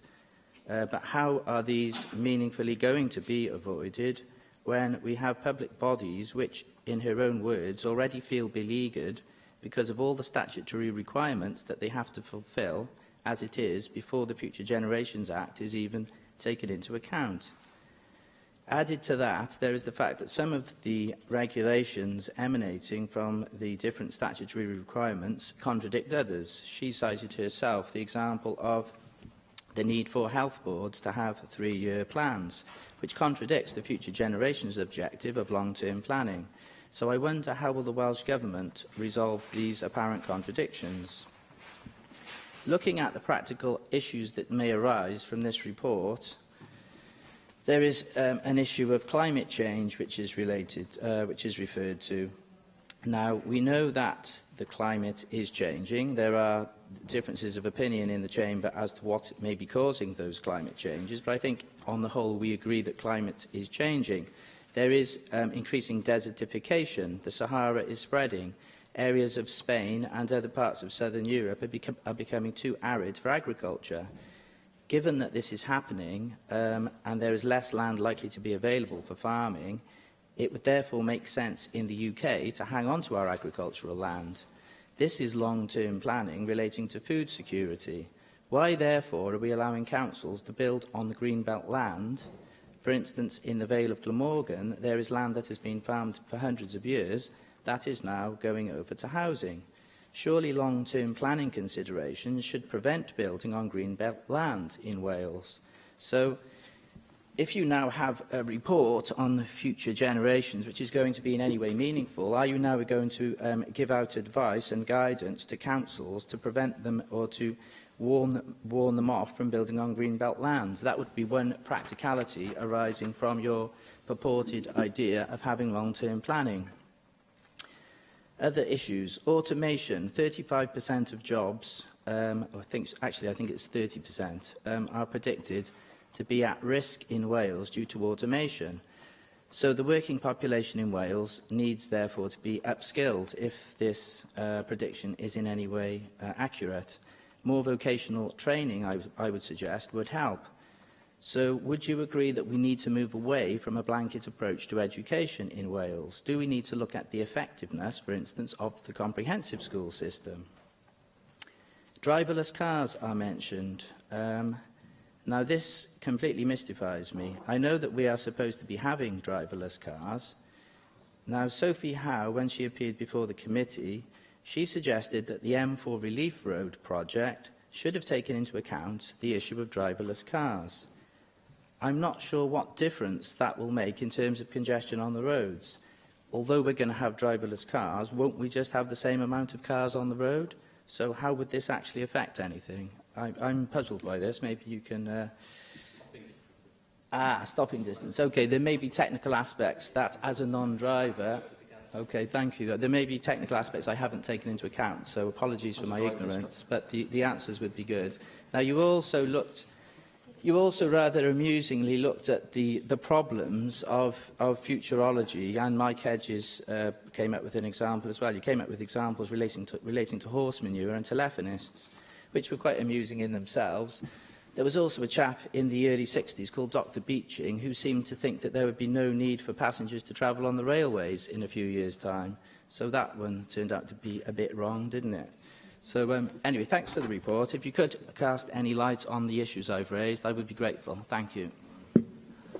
Diolch, Llywyn. Thank the member for his contribution. I'm glad that he's found the sessions that the committee has had with the Commissioner useful. Her office was part of the group that helped in putting together this report, and there will be many further opportunities, I'm sure, to hear from the Commissioner and to work with her to make sure that the information in this report is useful to policymakers as they try to assess the opportunities that trends we see today provide for future policymakers, and to avoid the sort of pitfalls that the member pointed to when he referred to the Beeching report. If I'm frank, Llywyd, I think he's one step ahead of where the report is today. The report is meant to be the best drawing together we can make of the evidence, of the data, of the different trends that we see in the Welsh economy, in Welsh society, and in those wider environmental things, for all policymakers, including political parties and individual politicians, to draw their conclusions as to how policy should be shaped in the future. The report aims to be policy neutral. It doesn't aim to push policy in any particular direction. It's meant to be there as a resource for people to devise the answers that they think would best meet the needs of Wales. Mr Bennett raises a number of important policy matters. He won't find the answers just in the report itself. What he will find is raw material to help any one of us to try to find answers for ourselves. Diolch i'r ysgrifennydd. Thank you, Cabinet Secretary. The next item on our agenda is a statement by the Cabinet Secretary for the Economy and Infrastructure on the Champions League final. And I call on the Cabinet Secretary, Ken Skates, to make a statement. Ken Skates. Presiding Officer, in a month's time, Cardiff and Wales will host the UEFA Champions League final, one of the biggest and most prestigious sporting events in the world, and the biggest single sporting event in the world in 2017. The men's final on the 3rd of June will attract a global live TV audience of 200 million and an estimated additional 170,000 visitors to our capital city. Members will have seen the exciting arrival of the trophies in Wales 2 weeks ago, and they are currently touring the nation, providing a unique opportunity for our communities to engage with the event. Yesterday, the trophies visited Porthmadog and Kevin Druitt's football clubs, and today they have been at a school festival at Ysgol Maes Garmon in Mold. I know the excitement that will have generated amongst local football fans and the North Wales public more widely. This is another historic first for Wales, kicking off a summer of sporting legends with the Champions League final, closely followed by the ICC Champions Trophy cricket at Glamorgan cricket, and the return, of course, of the Senior Open Golf Championship to Royal Porthcawl.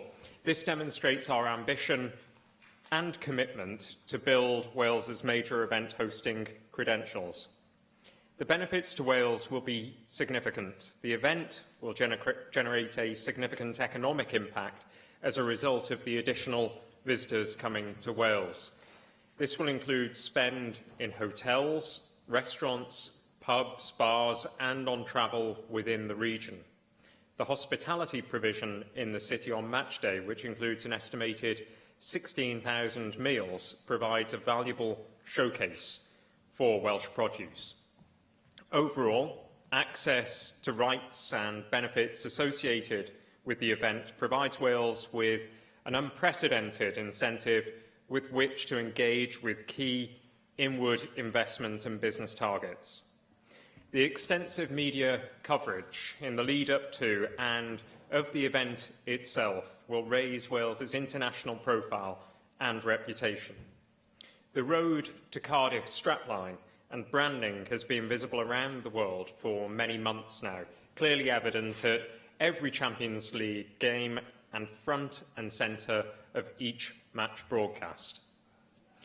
In addition to the millions of TV viewers and, of course, the lucky fans able to attend the matches themselves, an estimated 200,000 people will attend the UEFA Champions League Champions Festival in Cardiff Bay, a free 4-day celebration from Thursday through to Sunday. The festival will provide high-quality UEFA experience to non-ticket holders who get a chance to see the trophy, engage with the sponsors, acquire limited edition UEFA merchandise, and see some of the world's former footballing greats play a Legends match on a floating pitch in Cardiff Bay on Friday, the 2nd of June. As with the Trophy Tour, we want to spread the positive impact of the event Wales-wide, and the event is now set to inspire a generation with a set of specially designed cross-curriculum materials being introduced to around 1,000 Welsh schools in the run-up to the event, enhancing the curriculum and engaging with a potential 136,000 young people.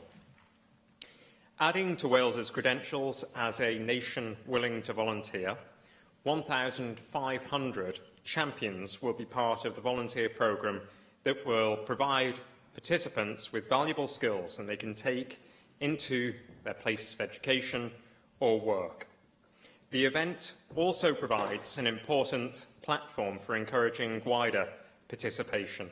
The emphasis given to the women's final on the 1st of June at Cardiff City Stadium alongside the men's and the staging of the final in the same city will raise the profile of women's and girls' football in Wales, encouraging fitness and participation and increasing the status of the sport in the eyes of players, educators and potential sponsors.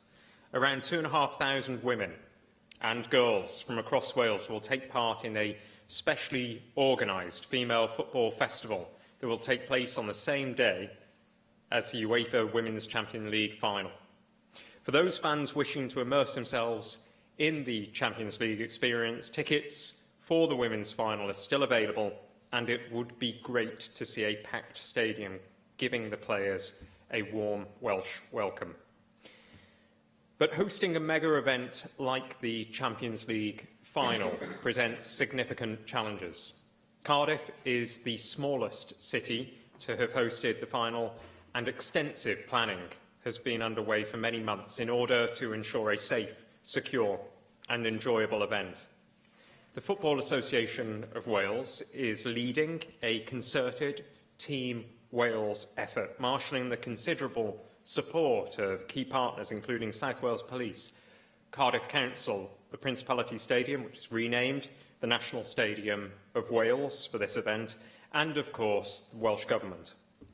The event will be staged against a backdrop of an extremely challenging international security landscape, which, tragically, has become more acute in recent weeks. Against this background, the safety and security of everyone attending the events is of paramount importance. South Wales Police, with assistance from neighbouring forces in England and Wales, are leading the largest security operation since the NATO summit. This will inevitably impact upon traffic and pedestrian flow around the city, but the priority is, of course, the safety of residents and visitors alike. Transport and travel to and around the event also presents a logistical challenge. For this event, transport planning has been made more difficult by not knowing who the finalists will be until 3 weeks before the event, although we have a much clearer idea following the recent semi-final draw. A carefully planned series of measures are being put in place around the city centre road network in the fortnight leading up to the event, and this will cause a certain amount of disruption. The message is clear. Cardiff will be busier than it ever has been on Saturday, June the 3rd, and unnecessary travel by those who are not attending the match should be avoided. A specially commissioned public information campaign is being rolled out to advise residents, businesses and visitors of possible travel and transport disruption, to provide advice on minimising inconvenience, and this is being supported by face-to-face engagement with key target stakeholders. So, the smallest city ever to host a UEFA Champions League final is set to put on the show of its life during our Year of Legends. Wales is being profiled worldwide to international audiences who may never have considered us previously as a location to visit or do business. We are set to build on Wales's fantastic performance at last year's European Championships, to become embedded in worldwide footballing culture and to be recognised as a highly attractive destination on the world map. Russell George. Job Presiding Officer, Cabinet Secretary, can I thank you for your statement this afternoon? I think Wales has got a proud history of hosting major sporting events that far exceed the norm. I think that would be expected for a country of our size. And I fully agree with you, Cabinet Secretary, that it's a great honour, I think, for Cardiff to be hosting this prestigious global event that has, of course, the potential to showcase the best of Wales to the world and have a significant benefit to the Welsh economy and also provide a boost to the tourism industry. Such major sporting events not only spark our national pride, boost tourism levels, but they also raise, of course, the issue of supporting the broader public health agenda as well. So with that in mind, Cabinet Secretary, can you outline what steps that the government has taken since the Euro 2016 success to boost the virtues of an active lifestyle and other benefits of sporting activity, and doing so, of course, in the face of reduced funding in that area as well.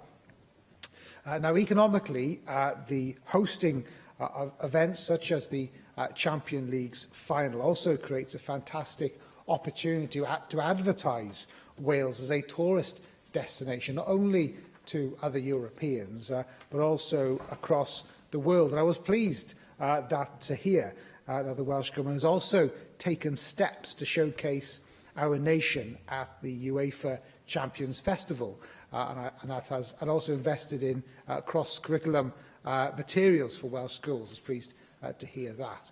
You also referred to the potential for security threats at the championships, and can I also endorse your advice to spectators to remain vigilant and take note of advice from police and security staff. Finally, I would like to ask what lessons have been learned from hosting previous major events, particularly from a transport perspective.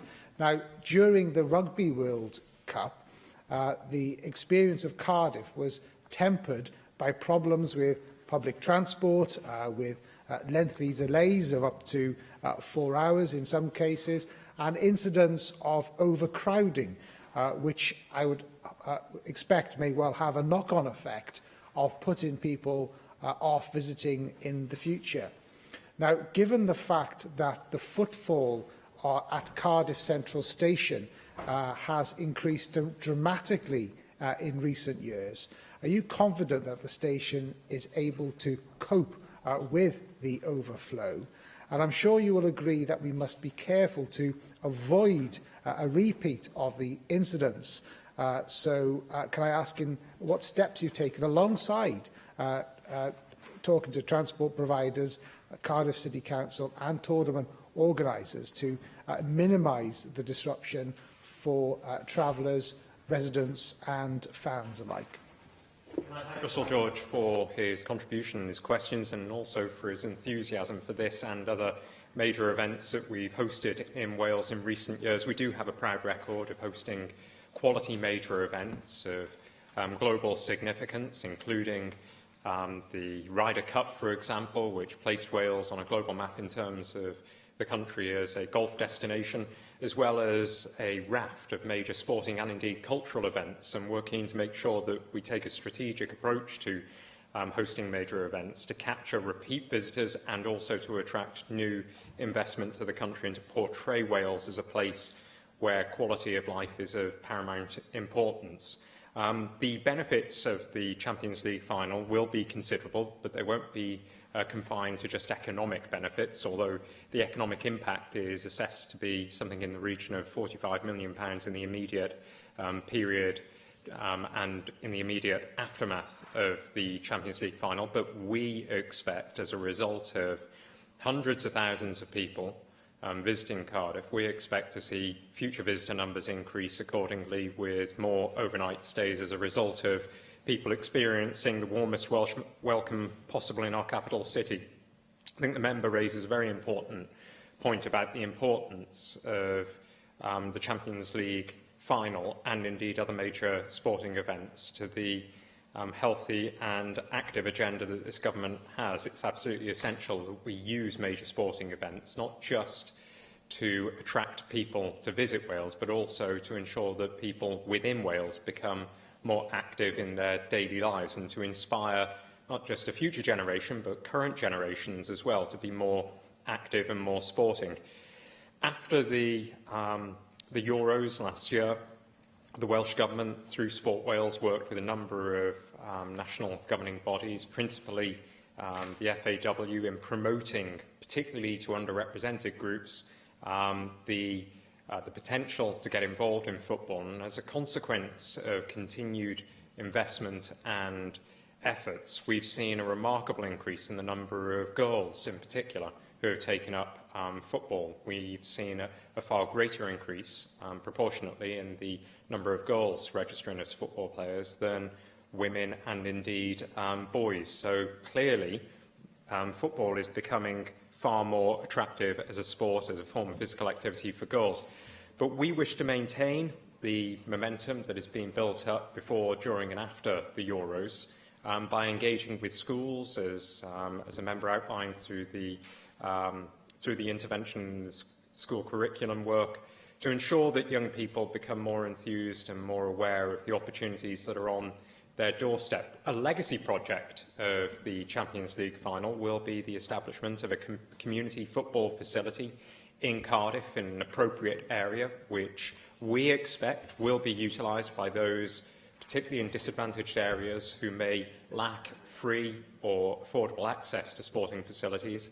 And in the years to come, I would hope that many of those who go on to use this legacy pitch will become registered as footballers themselves. We've also used the Champions Festival, or we will use the Champions Festival, to promote Wales as a holiday destination and also as a destination in which to invest and to do business. But we've been using the Champions League final as a lever to attract more attention to Wales for many months now. We headlined our presence at the Berlin Travel Show, for example, with the presence of the Champions League final in Cardiff this June. And we will be doing so during the summer months by tweeting, by making available appropriate content for stakeholder websites to showcase the very best of Wales with photographs, with text and with short videos. We have and are learning lessons constantly from the major events that we host. I know that one of the concerns that members representing Cardiff constituencies have is the use of the field that was used for the Eisteddfod as a Cardiff campsite for the Champions League itself. We've learnt a good number of lessons from our experience with the Eisteddfod, and we continue to ensure that the park is protected for its users. The campsite is going to be used from Monday, May 22nd, and will operate from the 31st of May to June the 5th. But I would remind members that activity will be taking place there in preparing the park from May the 22nd. We've prepared questions and answer sheet, which is available on the buttepark.com website if any residents or any Assembly members have any queries. We've also learned a good number of lessons about managing vehicle and train travel. The train operators are working as a joint team for this event. So Network Rail, Arriva Trains Wales, Great Western Railway and cross-country trains are working collaboratively with event organisers to ensure that the railways are in a position to manage the demand of an event of this scale. This is an enormous event, and if I can run through some of the figures relating to rail travel in particular, I think it will highlight how much preparation has gone into this particular event. 15,000 more passenger journeys on rail. The rail network post-match will be delivered compared to the Rugby World Cup in 2015. There'll be 60,000 post-match rail journeys in total, including 21 high-speed train services to London. 25,000 air charter passengers are set to arrive and depart the airports in Cardiff, Birmingham and Bristol, supported by over 450 transfer coaches and 2 large staging facilities in Cardiff. We're also arranging new bespoke park and ride schemes which will cater for 7,500 spaces at Llanwern and Pentwyn. And in addition, there will be 5,000 park and walk spaces in the Cardiff Bay area, supporting access directly to the UEFA Champions League Festival. In addition, 10% of the UK's available coach market will be utilised for the Champions League final. This is an incredible number of coaches. We estimate something in the region of 1,250, and we are working in collaboration with operators such as National Express to ensure that across Wales and across the UK, visitors to Cardiff during the Champions League experience will be of the highest quality experience, and that they will be able to get in and out of Cardiff as seamlessly as possible and in the shortest time possible. But I would once again urge members to relay to their constituents that this is an unprecedented event. We should be very proud of this event, but we should also prepare well for it. Rhyn ap Iorwerth. Diolch, Llywydd. I must say I'm personally very excited about the Champions League final coming to Cardiff. I was kicking an official Cardiff 2017 replica football around the garden with a very excited 13-year-old last night, and as happy as I was to contribute £14.99 to the merchandising companies for that particular ball, we want to make sure that Wales is the real beneficiary here. We are talking about one of the biggest sporting events in the world, and I'll never forget watching the last-minute Man United win over Bayern Munich in '99, or Liverpool's miracle in 2005 in beating AC Milan. But it's not just those stories that could be repeated here in Wales in a few weeks' time, those footballing stories. I remember where those games were, and Man United winning in Barcelona and Liverpool winning in Istanbul. So Cardiff could become a part of international sporting folklore. I was talking to some children in Italy a few weeks ago, asking where I was from Wales. You know where Wales is? And that's where the Champions League final is being held in a few weeks' time, showing the power of the language of football globally. They were also very aware of Wales as the home of Gareth Bale, of course, and may I say how wonderful it would be to see a fit Gareth Bale playing at a Champions League final in his home city. But in the interests of keeping balance, I'd like to say that, of course, fans from whichever side of Madrid would be more than welcome in Cardiff here for the final. I believe the first leg is being played tonight of that semi-final, with a decider known to us by a week Wednesday.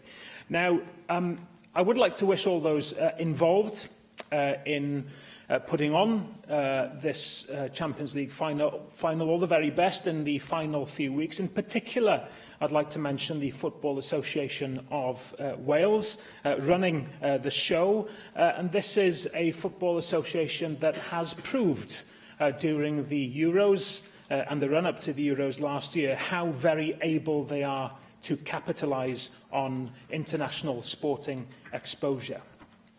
Just three questions. You mentioned the facility, the community facility that will be left as a legacy in Grangetown in Cardiff, the 3G pitch there. The local council has guaranteed that the pitch will be free to use for 2 years. Beyond that, charges haven't been ruled out. But frankly, of course, if we're going to see a real legacy from this, we need free-to-use sports facilities for a lot longer than 2 years. So what are you going to be doing to ensure that there is a longer legacy than just the 2 years use of a modest but very important facility to that community, particularly in light of the recently increased charges that we've seen for sports facilities right across Wales? Secondly, first impressions will be very important. We'll be seeing a lot of visitors to Cardiff.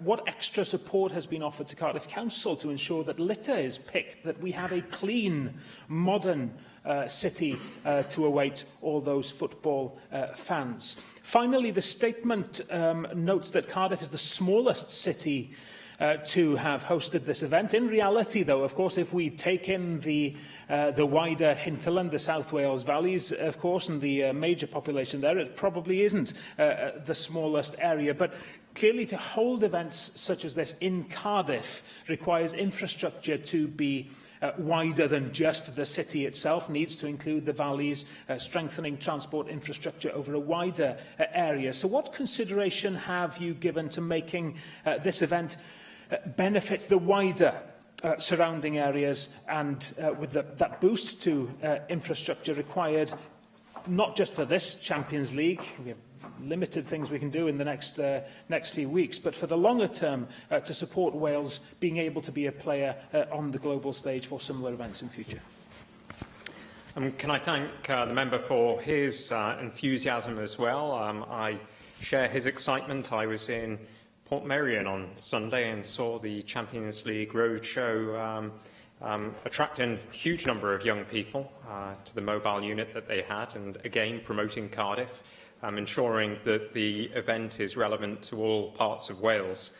And in terms of previous Champions League finals, I'd agree. The places that they are hosted at become recognised worldwide, not just within Europe, but worldwide, and are remembered very fondly for the legendary matches that take place. Istanbul is one that stands out for me personally. I had two brothers that travelled in various means, by plane, train and automobile, to Istanbul, but they will remember it fondly for the rest of their lives, and so will I, even though I'm not a Liverpool fan. They are, but I'm not. My team has yet to reach a Champions League final and sadly won't be at this year's one either. But it is something that captures the imagination and enthusiasm of people young and old, and I think it's something that we can be very proud of right across Wales. I also hope that Gareth Bale will be fit enough and part of a team that will make it through the semi-finals and into the final, and that will be able to welcome him to his home city. In terms of the promotion of this event, this is something that Russell George picked up on, but I think I'd just like to add as well that in terms of social media activity, this will offer up an unparalleled event opportunity to promote Wales as an attractive place to visit and to live in and to invest in.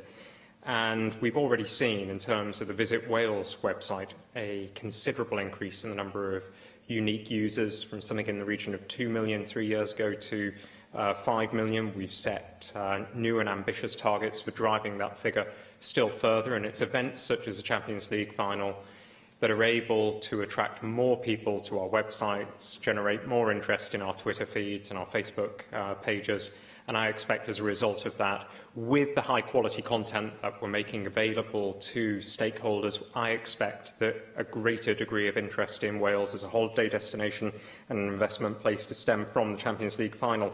We've been hosting as well, and we will continue to host familiarity trips for key influencers within the media. And I would agree with the member that the Football Association of Wales has done outstanding work in leading a Team Wales effort this year and in recent years, indeed, in the lead-up to the Euros. The legacy pitch, I think, is something that Cardiff should be very excited by and proud of. It's a decision for the local authority and for local councils as to how they maintain and pay for the costs of maintenance of key community facilities, but the Welsh Government is assisting in this regard by setting within the programme for government the establishment of a challenge fund, and this is specifically for those community groups and organisations that can benefit community sport and arts activities, and I think this particular facility could be a prime recipient of the challenge fund investment. I'd agree as well that first impressions count, and Cardiff Council are on the steering group.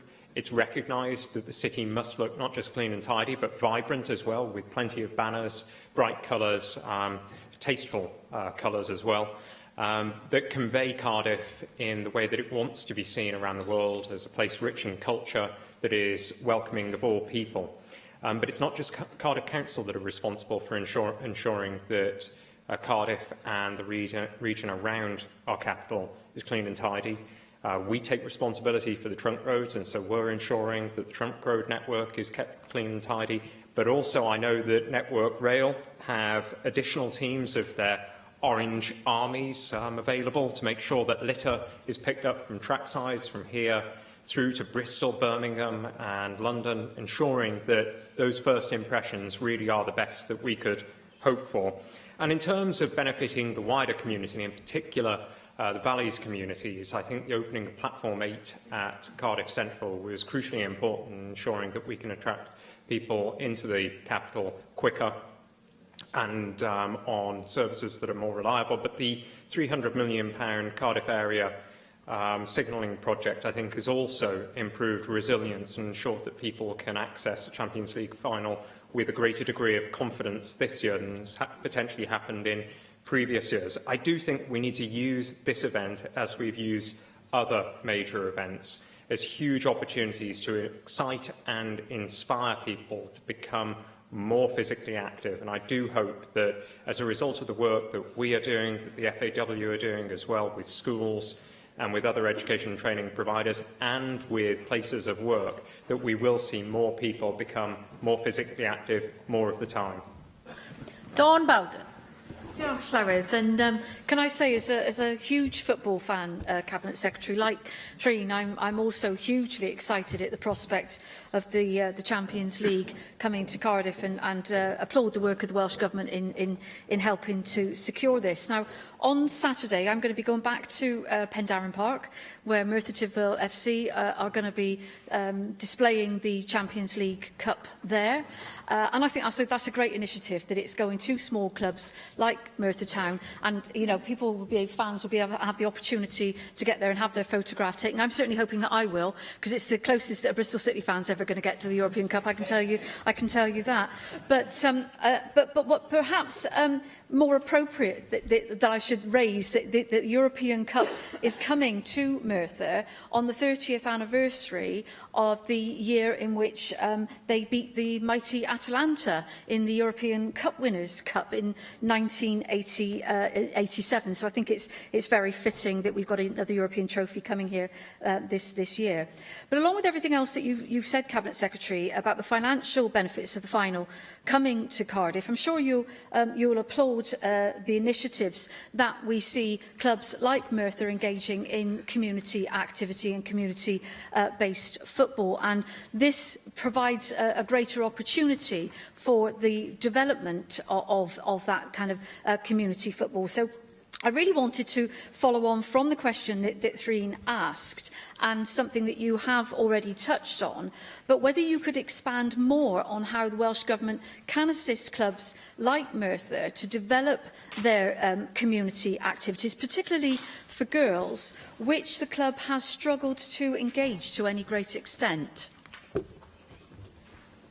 Can I thank the member for her contribution and say that I'm mightily impressed by the way that Merthyr Tydfil FC have rooted themselves so deeply in the community. It's a place that unites people, it gives people a sense of belonging, and it's always a pleasure to visit that particular club. I know that Merthyr Tydfil FC are also very innovative and host walking football for senior citizens, and I think this is a great example of how football can be relevant to all people of all physical abilities.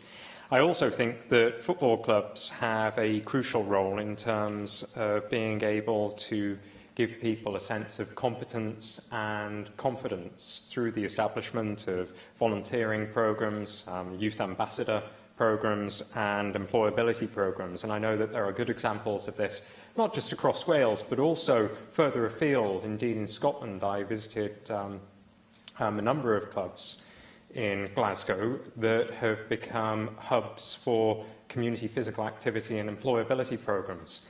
And often, community sport organisations can act as a magnet for those who are at risk of disengaging from formal educational training, and ensure that they are provided with opportunities to acquire skills and experience that then sets them up properly and fully for the world of work. So I'm in no doubt of the great value of football clubs across the length and breadth of Wales in improving people's lives, their well-being, their employment prospects, and of course their levels of physical activity. But I also think that the member outlined a very relevant tale relating to the 30th anniversary, and that would be perhaps something that should be relayed during this Year of Legends, because I think it's a particularly important story that should be told, and I hope that the member goes on retelling it in other venues. In terms of engagement, I know that the Minister for Social Services and Sport is very keen in ensuring that more young women and girls participate in physical activity and sport. We've seen an increase in the number of people who participate in sport in recent years across Wales, but there is still a challenge with maintaining activity levels once a girl reaches about the age of 13 or 14, and then we see a sudden drop-off. What Sport Wales has developed is a series of programmes aimed at ensuring that girls find forms of physical activity more appealing and that they are able to access different, potentially informal forms of sport and physical activity at that crucial age so that they don't slip off the physical activity escalator. But I know with the review that's taken place currently into Sport Wales, this is a key question that's being asked. What form of sport and physical activity is most attractive to those groups within our population who currently are not participating in physical activity enough? And I think this will be an incredibly important policy area for the Welsh Government and all stakeholders in the months and years to come. We know that initiatives such as the Wales Wellbeing Bond, an extension of social prescribing, has great potential to improve the levels of fitness in our population. But to maximise the potential of them, we need to get buy-in from community sports organisations so that they can act as our primary delivery partners. Thank you very much. David Rowlands. I thank the Cabinet Secretary for his statement, and we in UKIP would like to congratulate all those involved in bringing this hugely prestigious event to Wales. The boost to the economy from the hundreds of thousands set to visit Cardiff will be substantial, and I would like to echo the Cabinet Secretary's statement regarding the staging of one of the biggest events in the sporting calendar and its far-reaching effects in projecting the image of Wales as a distinct national identity worldwide, the effect of which cannot be overestimated. We can be sure that it will enhance Wales' profile in a truly global context, with a possible dramatic effect on our tourist industry over the ensuing years. It will, of course, also help facilitate Welsh Government's and the whole Assembly's ambitions to sell the Wales brand across the globe and the economic opportunities that that will produce. Can I take this point to commend the Welsh Government on its extensive preparation for this huge event, and we hope that the contingencies you put in place will ensure that it will go off in the best possible way. Thank you. Can I thank the member for his contribution, welcome his support for the Champions League final. It is an event that I believe has support right across this chamber, and one that I know many members are keen to watch and may even participate in, because there will be thousands of opportunities to volunteer. And even if you're not volunteering, just being in the city, if you represent a Cardiff constituency, to welcome hundreds of thousands of visitors would be something that I know that Welsh Government and our partners would very much appreciate. The economic benefits of this event are enormous. I've already outlined the immediate economic impact of £45 million for the local economy.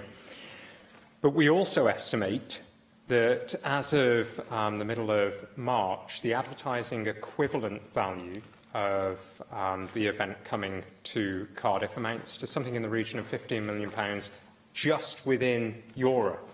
On a global scale, I cannot imagine how much this event has generated in terms of advertising equivalent exposure. But let's say that it's far beyond any other single day's event that we could hope to host in Wales. And I'm confident that by the time the Champions League final arrives, the advertising equivalent benefit of this event will amount to way in excess of £20 million within Europe.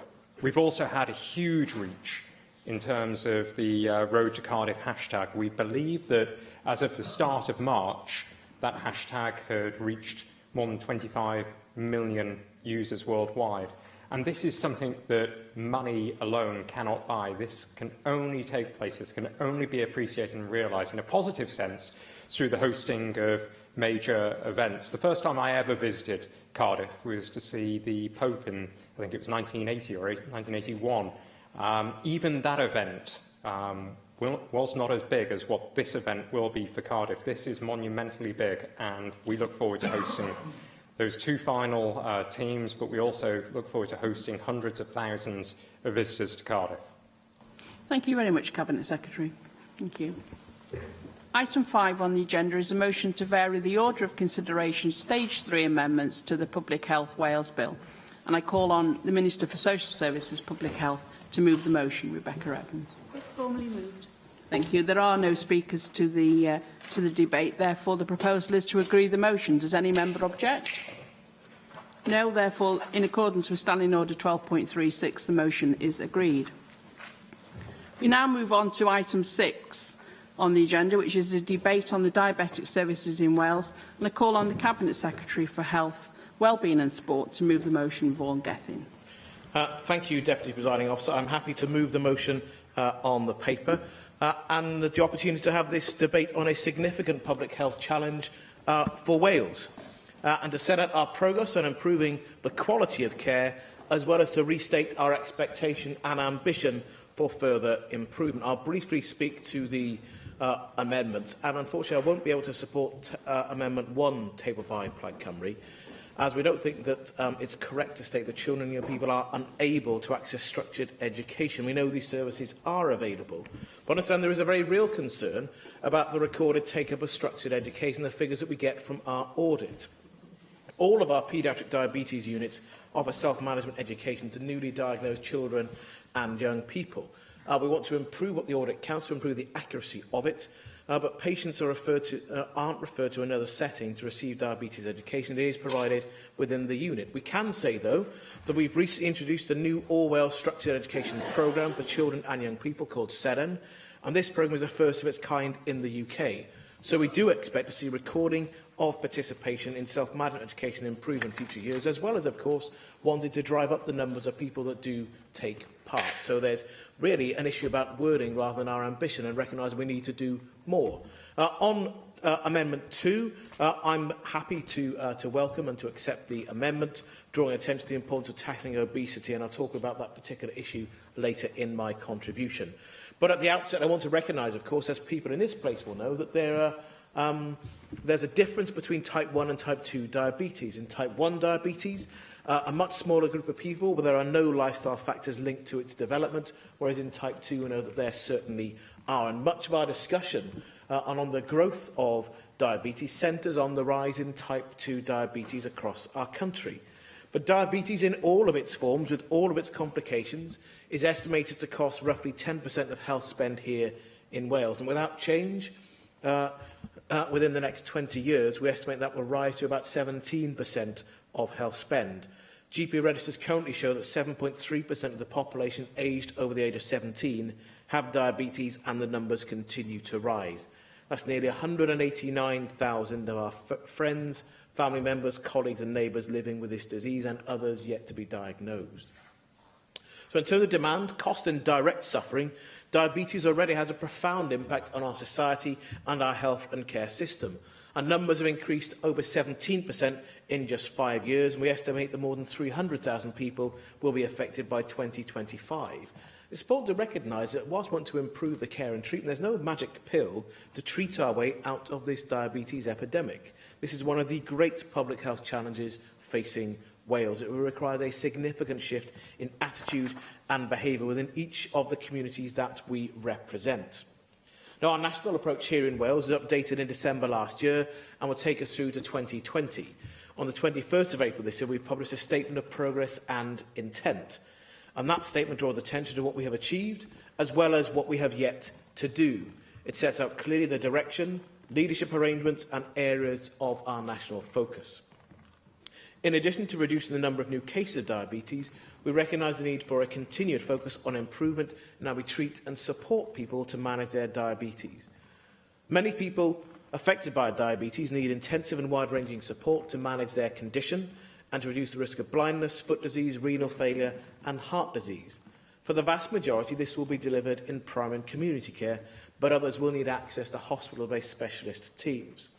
And that reinforces the need to work as a generally joined-up system. That's why a key national priority is using informatics to deliver a unified diabetes record across different healthcare settings. And that unified diabetes record should help to deliver an integrated, accurate and timely diabetes care wherever that patient accesses their healthcare. Put simply, it should help us to deliver better care for the citizen. And we're working with primary care physicians, specialist nurses and allied health professionals to develop a new model of diabetes care fit for the 21st century. And we're not afraid to learn from best practice both within and outside of Wales to do that. And that will undoubtedly mean a further shift into primary care and to reinforce the need to address local practice that is not good practice and does not properly prioritise patient outcomes. All patients, though, with diabetes should be receiving their NICE recommended key care processes and working towards individualized treatment targets. For all the progress we made, we know we haven't done that as consistently as we wished to do so. So our primary care providers are already working on national audit data to tackle variation in care and improve standards. That's proper reflection from professionals themselves about the need for further improvement. We know from the audit that we can make progress on recent reports, which have shown 6 years of continual improvement in population-level outcomes. We also have important work in training to support people with complex needs and those staying in hospital, as 1 in 5 inpatients have diabetes.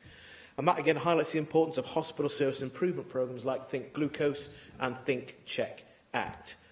Our inpatient diabetes audit confirms the hospitals are providing more personalised diabetes care, high levels of patient experience and fewer people experiencing hypoglycemia whilst in hospital. Again, I accept there is more for us to do to seek and deliver further improvement.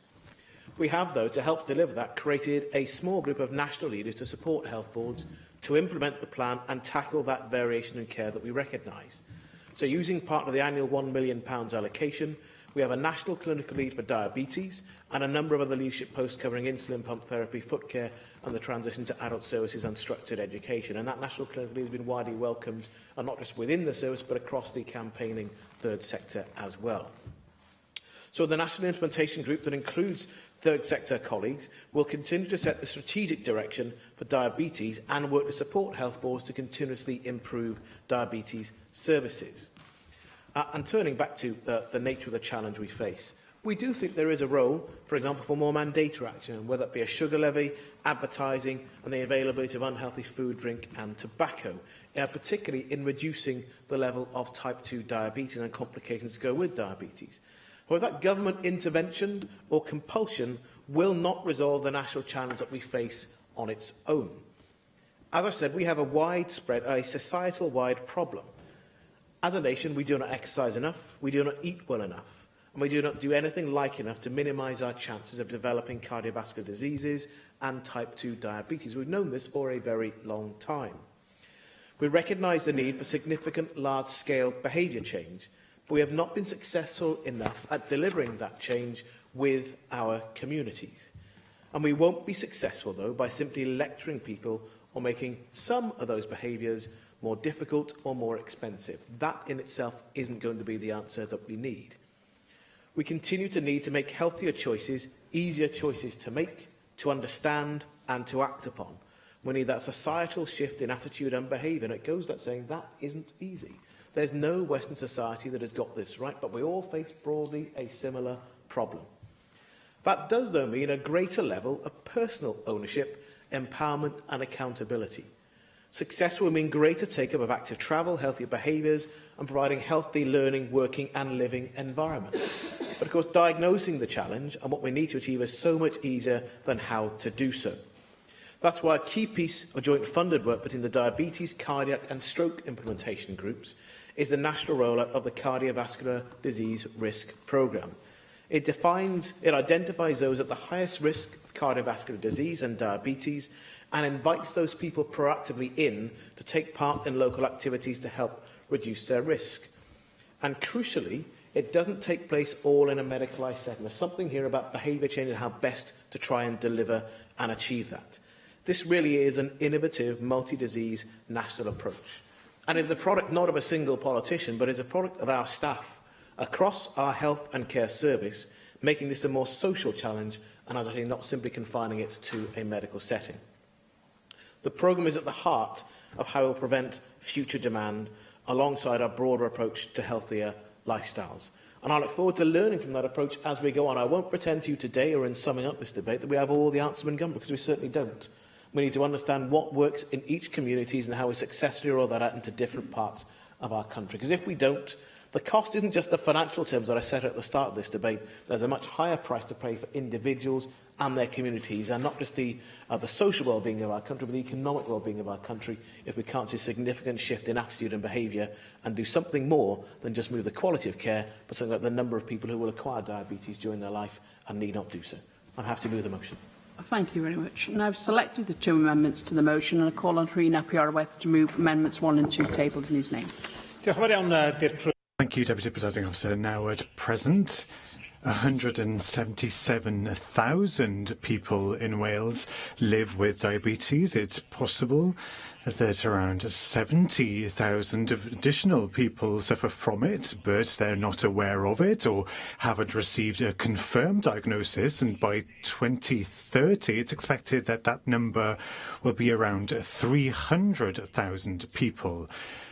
So while having diabetes is a major issue for the person who is suffering from it, it's a major problem for the health service more widely, and around 10% of the budget, as we've heard several times here, goes towards dealing with diabetes, and the majority of that goes towards treating complications. Now, 1 out of all 5 beds in hospitals in Wales is used by a patient who has diabetes, and those complications linked to that do create that deep impact on the well-being and health and the use of healthcare services.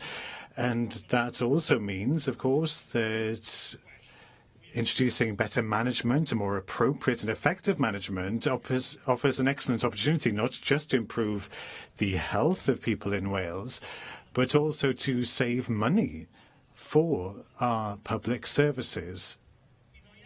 I'll come to our first amendment, the importance of providing and holding structured education programmes for those who have just received a diagnosis of diabetes. Now, last year, Diabetes UK showed that the lack of use of these courses has reached a shocking level. Only 2% of those who had received a diagnosis of diabetes type 1 recently across England and Wales. Only 6% of those who'd received a diagnosis of diabetes type 2, again across England and Wales, had attended a course. Now, the figures for Wales only are even worse. Only 1% of those with type 1 diabetes and 0.9% of those with type 2 diabetes had registered that they had attended an education programme, a structured programme. Now, the figures also show that only 24% of patients in Wales with type 1 diabetes were even offered the opportunity to attend a course. Now, clearly, therefore, those types of figures, I know that the Cabinet Secretary is aware of them, that should have piqued the interest of the government. And there are 2 references to the plan. The one refers to digital provision, and a platform has been launched last year, and that is, of course, a development to be welcomed. But we would encourage the government to consider how they will be reaching those that have been disenfranchised digitally, or those that would benefit most from a face-to-face process. Now, the second reference notes that even though there's been some improvement in the number of people who take advantage of structured education amongst children and young people, only 50% of children and young people, 50% of them don't use a programme, with the work continuing to acknowledge what the barriers are to that. And I think that that is a response that's too slow. Now, the financial benefits and, of course, the health benefits of ensuring structured education more widely are too obvious to be left to a process that will go on organically in seeking an answer. We need a response, an urgent response by the government to ensure access to, that many more people have access to structured education. I also want to draw attention to the failure to ensure that all patients receive the full set of health audits and access to the care processes. Now, the progress report notes that the percentage of patients that receive all 8 processes has decreased over the previous years. In the long term, this could have a serious impact on general health, and the National Health Service in Wales needs to ensure that more is done to improve this performance. There is a great deal that the government could be doing in terms of the government's intention not to support Amendment 1 because he feels that it doesn't reflect the situation fairly. Well, the figures, I'm afraid, do show that there is a major problem in terms of access to structured education specifically. I'll come very briefly to the second amendment, of course referring to obesity, and I'm pleased to have this government support on this. It's clearly a major problem, the major public health problem facing it, and I look forward to collaborating with the government, hopefully, to be able to tackle this obesity, to have a strategy to tackle obesity and to have it on the face of the public health bill. So please do let us acknowledge the seriousness of that problem and to deal with it. But considering the evidence that type 2 diabetes is coterminous with healthcare for people, it's still undermined to some extent, and there is a great deal more that needs to be done. Thank you very much. Angela Burns. Deputy Presiding Officer. I'm delighted to be able to speak today in this debate, and I'd first of all like to actually thank very much Alison Williams, the chair of the Diabetes Implementation Group, and all of the partners within it, because reading both the 2016 implementation progress, and there are really good wins, and I think that's to be welcomed, and I pay all credit to the team who are behind this. I'm happy to support both of the amendments tabled by Plaid Cymru. And Minister, I thought that when you made your opening statement, you gave us all a very stark warning about the dangers of diabetes on a personal level, what happens to the individual, whether they have type 1 or type 2. If you're a child and you have type 1, the effect it has on your health for the rest of your life. The fact that as a type 2 diabetic, you might have be able to move some of the effects that it has on you by changing your lifestyle. I thought that you laid a very stark warning out as to the effect it has on the public finance, the long-term effect it will have on the NHS, the growth in diabetes, and when, in particular, we're looking at stage 2, the enormous costs and huge intellectual effort that's being put into place to deal with something that actually we need not suffer from, that in a great many instances we need not have.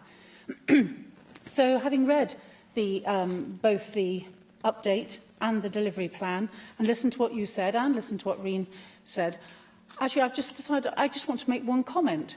Why, oh why, are we not looking at how we do physical education in schools? Because, Minister, and I'm going to just quote your words here. You said, we're not successful in delivering these changes. We don't exercise enough. We do not eat well enough. You're looking at mandatory actions such as sugar tax. You're talking about, do we need to do that? These are stark warnings. I have a group of people in my constituency who are all amputees, and every single one of them is an amputee because of diabetes.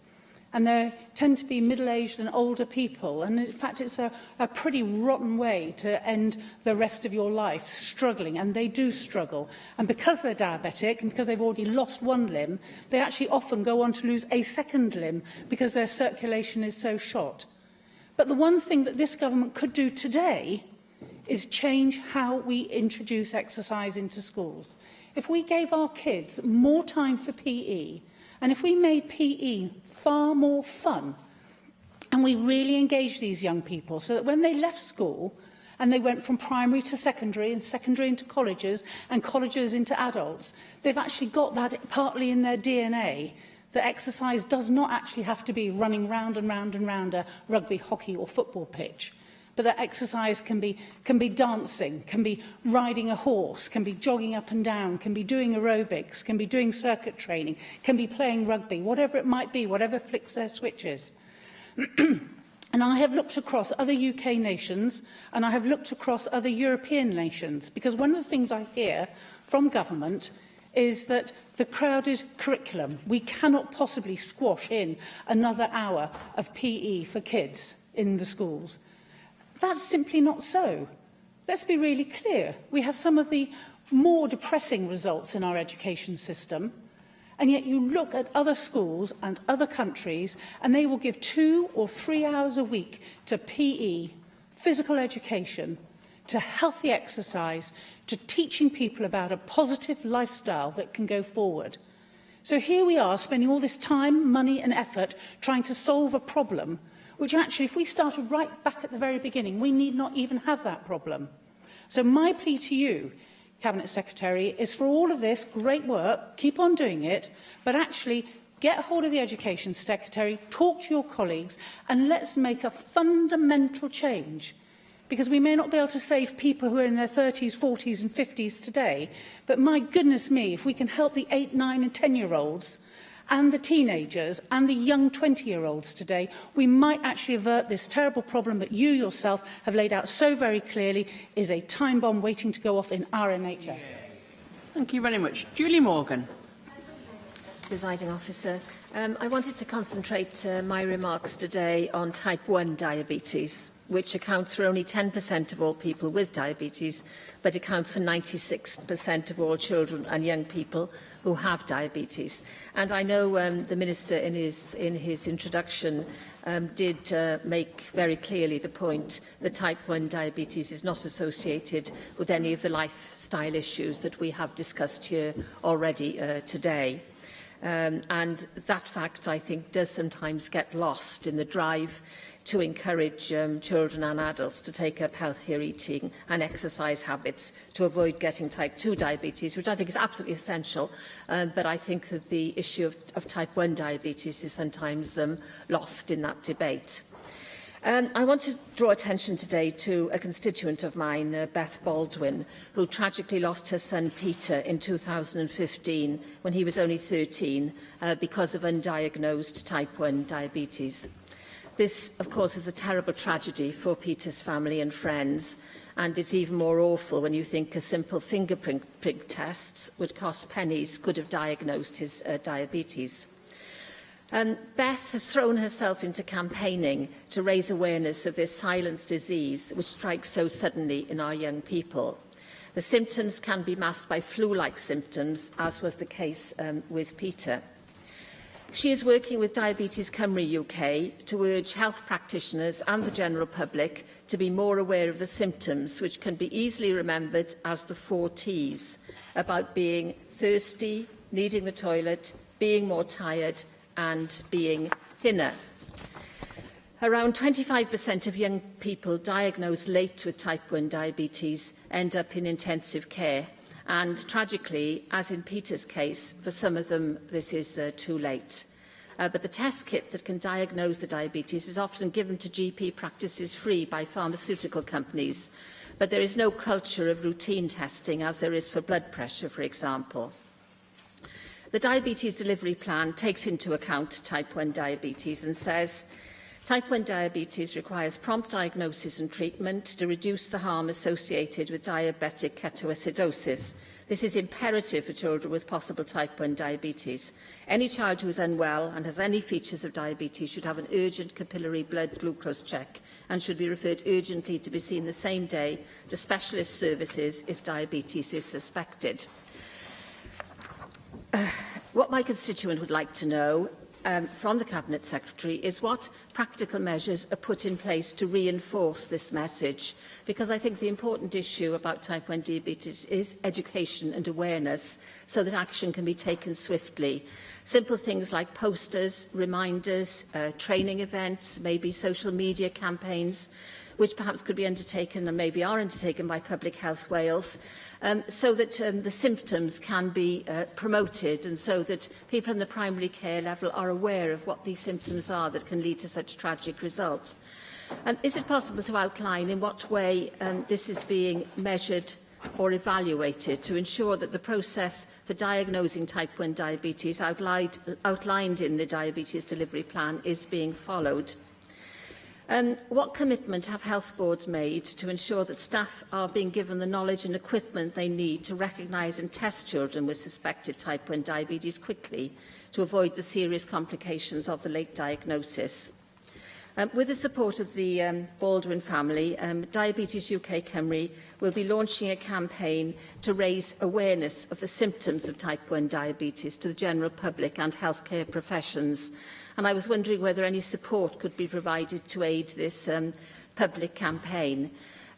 So I think, talking about type 1, it is essential that we do get this message across, that there are specific symptoms that can be recognised, and we want, I think, to ensure that healthcare professionals are well aware of that and are able to act swiftly to do what they can to help prevent the tragedies such as that's happened to the family in my constituency. And I'd just like to end by paying tribute to the Baldwin family and the way that the tragic death has led them to campaign to try to ensure that more recognition is given to the symptoms of type 1 diabetes.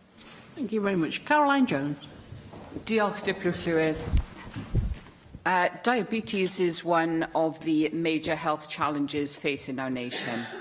As many as 1/6 of the population of Wales are at high risk of developing the disease, which is blighting increasing numbers of people around the world.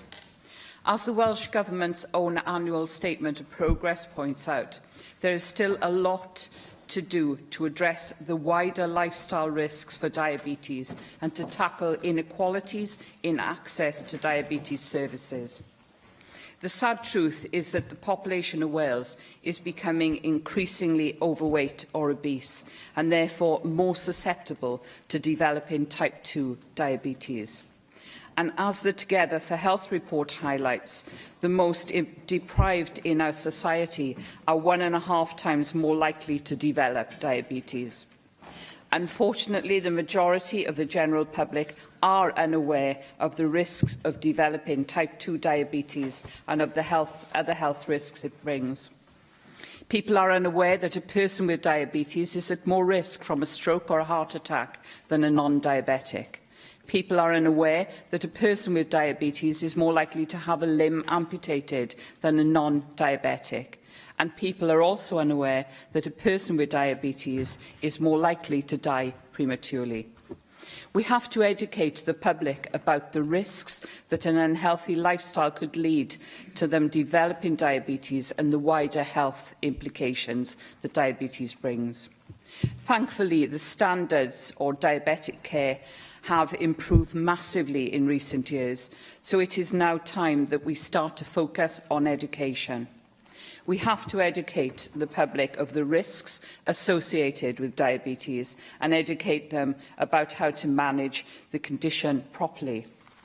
Diabetes UK have launched a Taking Control campaign which aims to get everyone diagnosed with diabetes to attend a diabetes education course, which will teach them how to take control of their diabetes and live a full and healthy life. The Welsh Government must ensure that everyone diagnosed with the condition in Wales can attend a course within a few months of being diagnosed. Investment in this area may save the NHS a lot of money in the long run by reducing the complications associated with the disease. However, I believe we must go a lot further. We have to ensure that every child in Wales is taught the importance of a healthy diet and the risks that come with being overweight or obese. As a former PE teacher, I endorse everything Angela Burns has said about the need to increase physical activity in the curriculum. And I also believe that every child growing up should have a garden so that they develop emotionally and physically. and they learn that play is important, because I think the social media has had a profound impact on children's activity. And at Christmas time, we don't see as many children on bikes now as we used to see.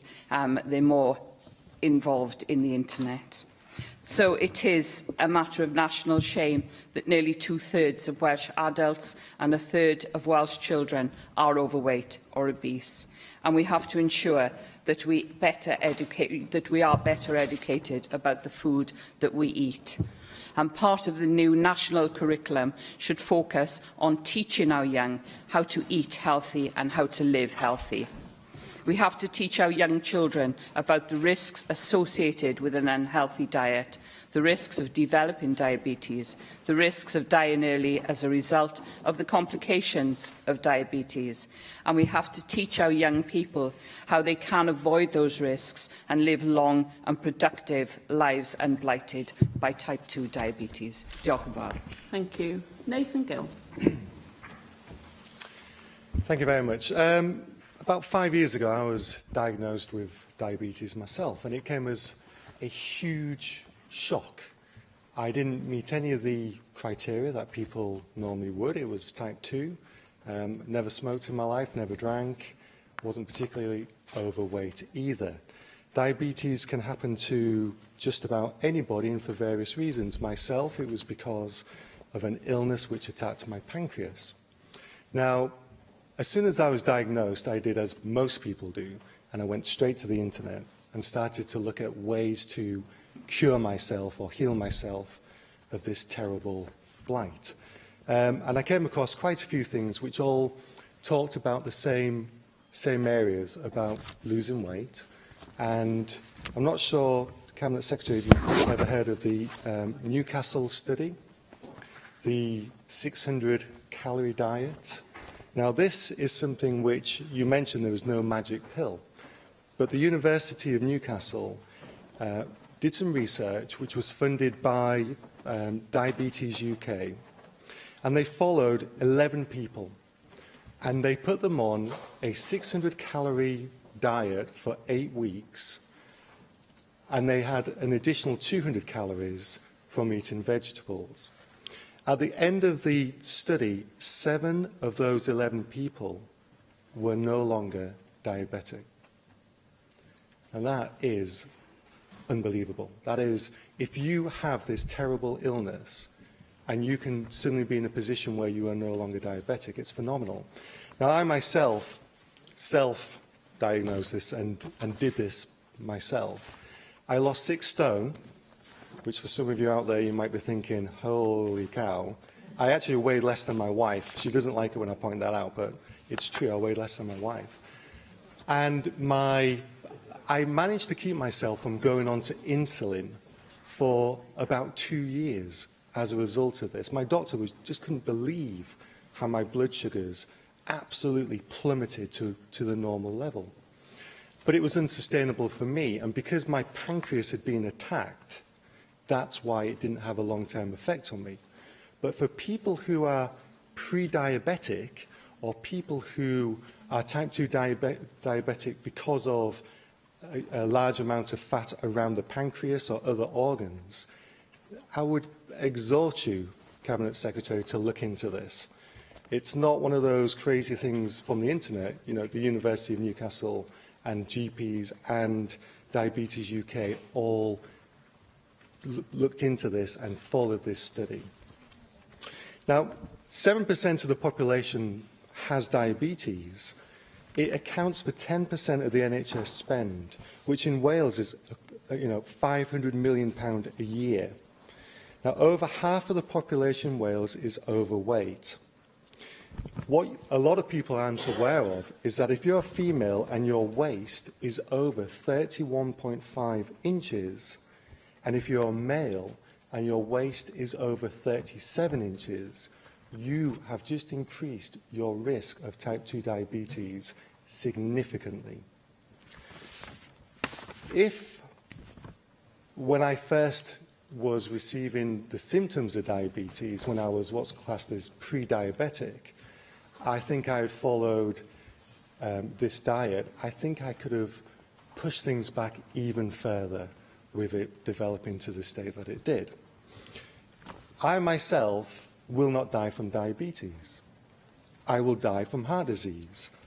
I will run the risk of becoming blind, of having my limbs amputated, of having a stroke. Because people don't die from diabetes, you die from the knock-on effects of it. Before I was diagnosed, I never went to the doctors. I just never went. I didn't need to. Why waste my time and waste his time in going? Since then, I'm a regular, and I have many other illnesses which pop up from time to time, which are directly related to the diabetes. If I was pre-diabetic, believe you me, knowing what I know now, I would do everything under the sun to stop this illness from developing to the stage that it has now. Everything, because it is an absolute scourge and a curse. I hope, Cabinet Secretary, that you can take a look at this study and maybe trial it. I know from speaking to GPs that most of them are not aware of this and certainly have no idea about how to push it out to people who would be able to do it. Let's face it, to have only 800 calories a day for 8 weeks, that's quite a big ask. You need to be motivated to do that. But there will be people out there who will benefit from this. It's not a magic bullet, but it can help some lives. Thank you. The call on the Cabinet Secretary for Health, Wellbeing and Sport to reply to the debate. Vaughan Gething. Thank you, Deputy Presiding Officer. And I want to thank all members who took part in today's debate.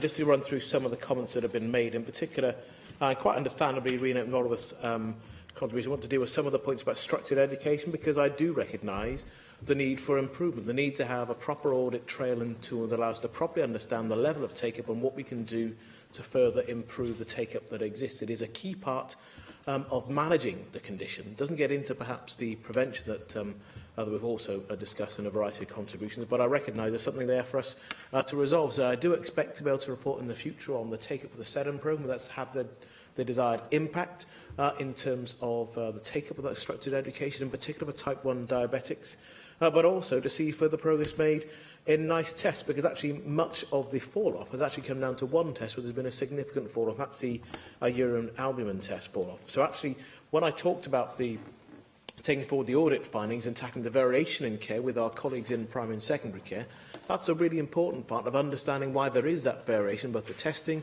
and the care provided and the outcome. There's real self-reflection within the profession at the fact that they are part of helping us to be able to do that. It isn't just about trying to shift and say this is all about the citizen taking all of the responsibility and all of the control. Actually, we've still got a responsibility in government and within the service to do the right thing in terms of the care process being there, as well as being properly accountable for what does and does not take place. And again, in terms of Angela Burns' contribution, again, which I broadly welcome, what I would say about your focus on physical activity for young people, again, I recognise it is really important, not just in this area, but a whole range of others. And it is important to see that tied in as part of the curriculum review for the future about how PE is taught. But actually, we're already taking steps to increase physical activity take-up in our schools, the Daily Mile being the most obvious example. There's something here about not just seeing physical activity as playing sport. I myself love sport. I've always enjoyed playing sport as a young person until I got injured out of playing sport competitively.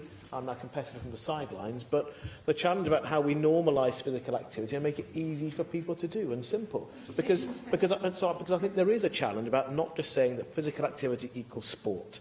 It is about that broader sense, how we renormalise activity in its broader sense, so people expect that and actually enjoy it. Yeah, and I don't dispute that observation at all. The reality is that PE lessons have reduced by 1 minute and 30 seconds over the last decade, so they're certainly not in the increase. I do think we should try and normalise activity.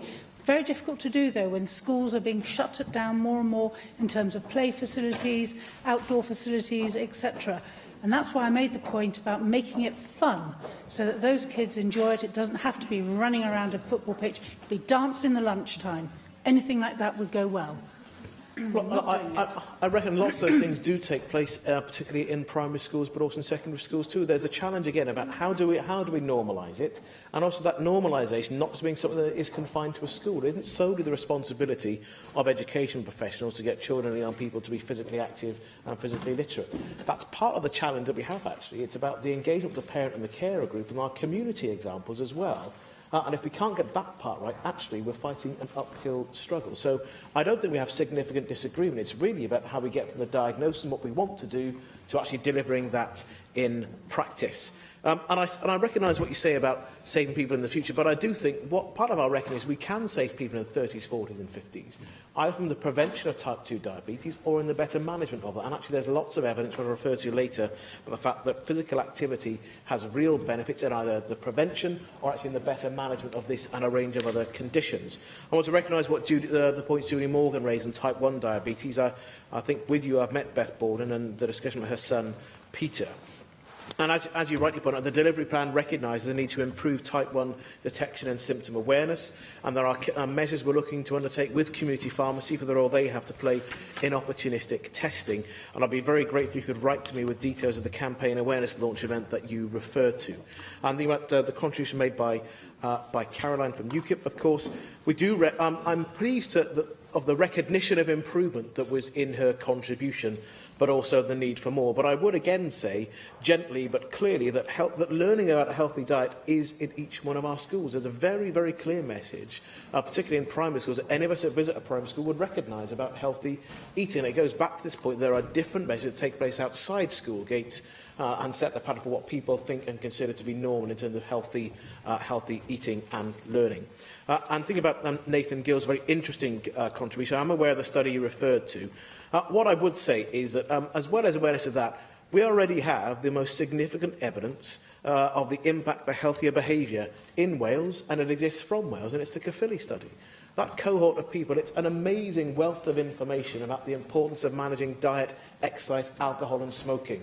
And if we're not able to tackle those 4 big behaviour challenges, not just in this area but in many others, we'll have a less healthy population. It'll be more expensive to keep unhealthy for longer, more pain and discomfort for those people, more economic challenges as well. This is one of those areas where we see that being played out and made real. So I'm happy to continue to say that we need to deliver that behaviour change with our citizens, not about lecturing or attempting to shame people, working alongside them to encourage, but actually to deliver some of that change and all the measures for compulsion and requirement, as well as that encouragement and empowerment of the citizen as well and their own responsibility.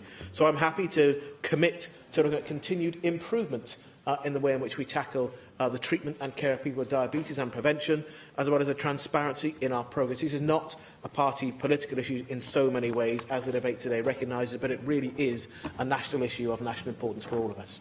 Thank you very much. The proposal is to agree Amendment 1. Does any member object? Therefore, we defer voting under this item until voting time. Unless 3 members wish for the bell to be rung, I will proceed directly to voting time. OK. A call for a vote on Amendment 1 to the Diabetes Service in Wales debate. In the name of Rhun ap Iorwerth, open the vote.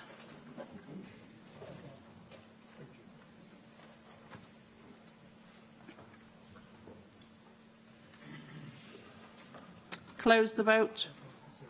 For the amendment 20, no abstentions, 28 against. Therefore, Amendment 1 is not agreed. Call for a vote on Amendment 2 tabled in the name of Rhun ap Iorwerth. Open the vote.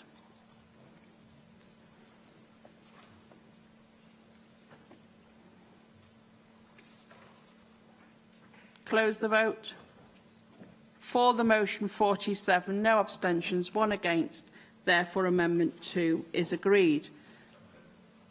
I now call for a vote on the motion as amended. Open the vote.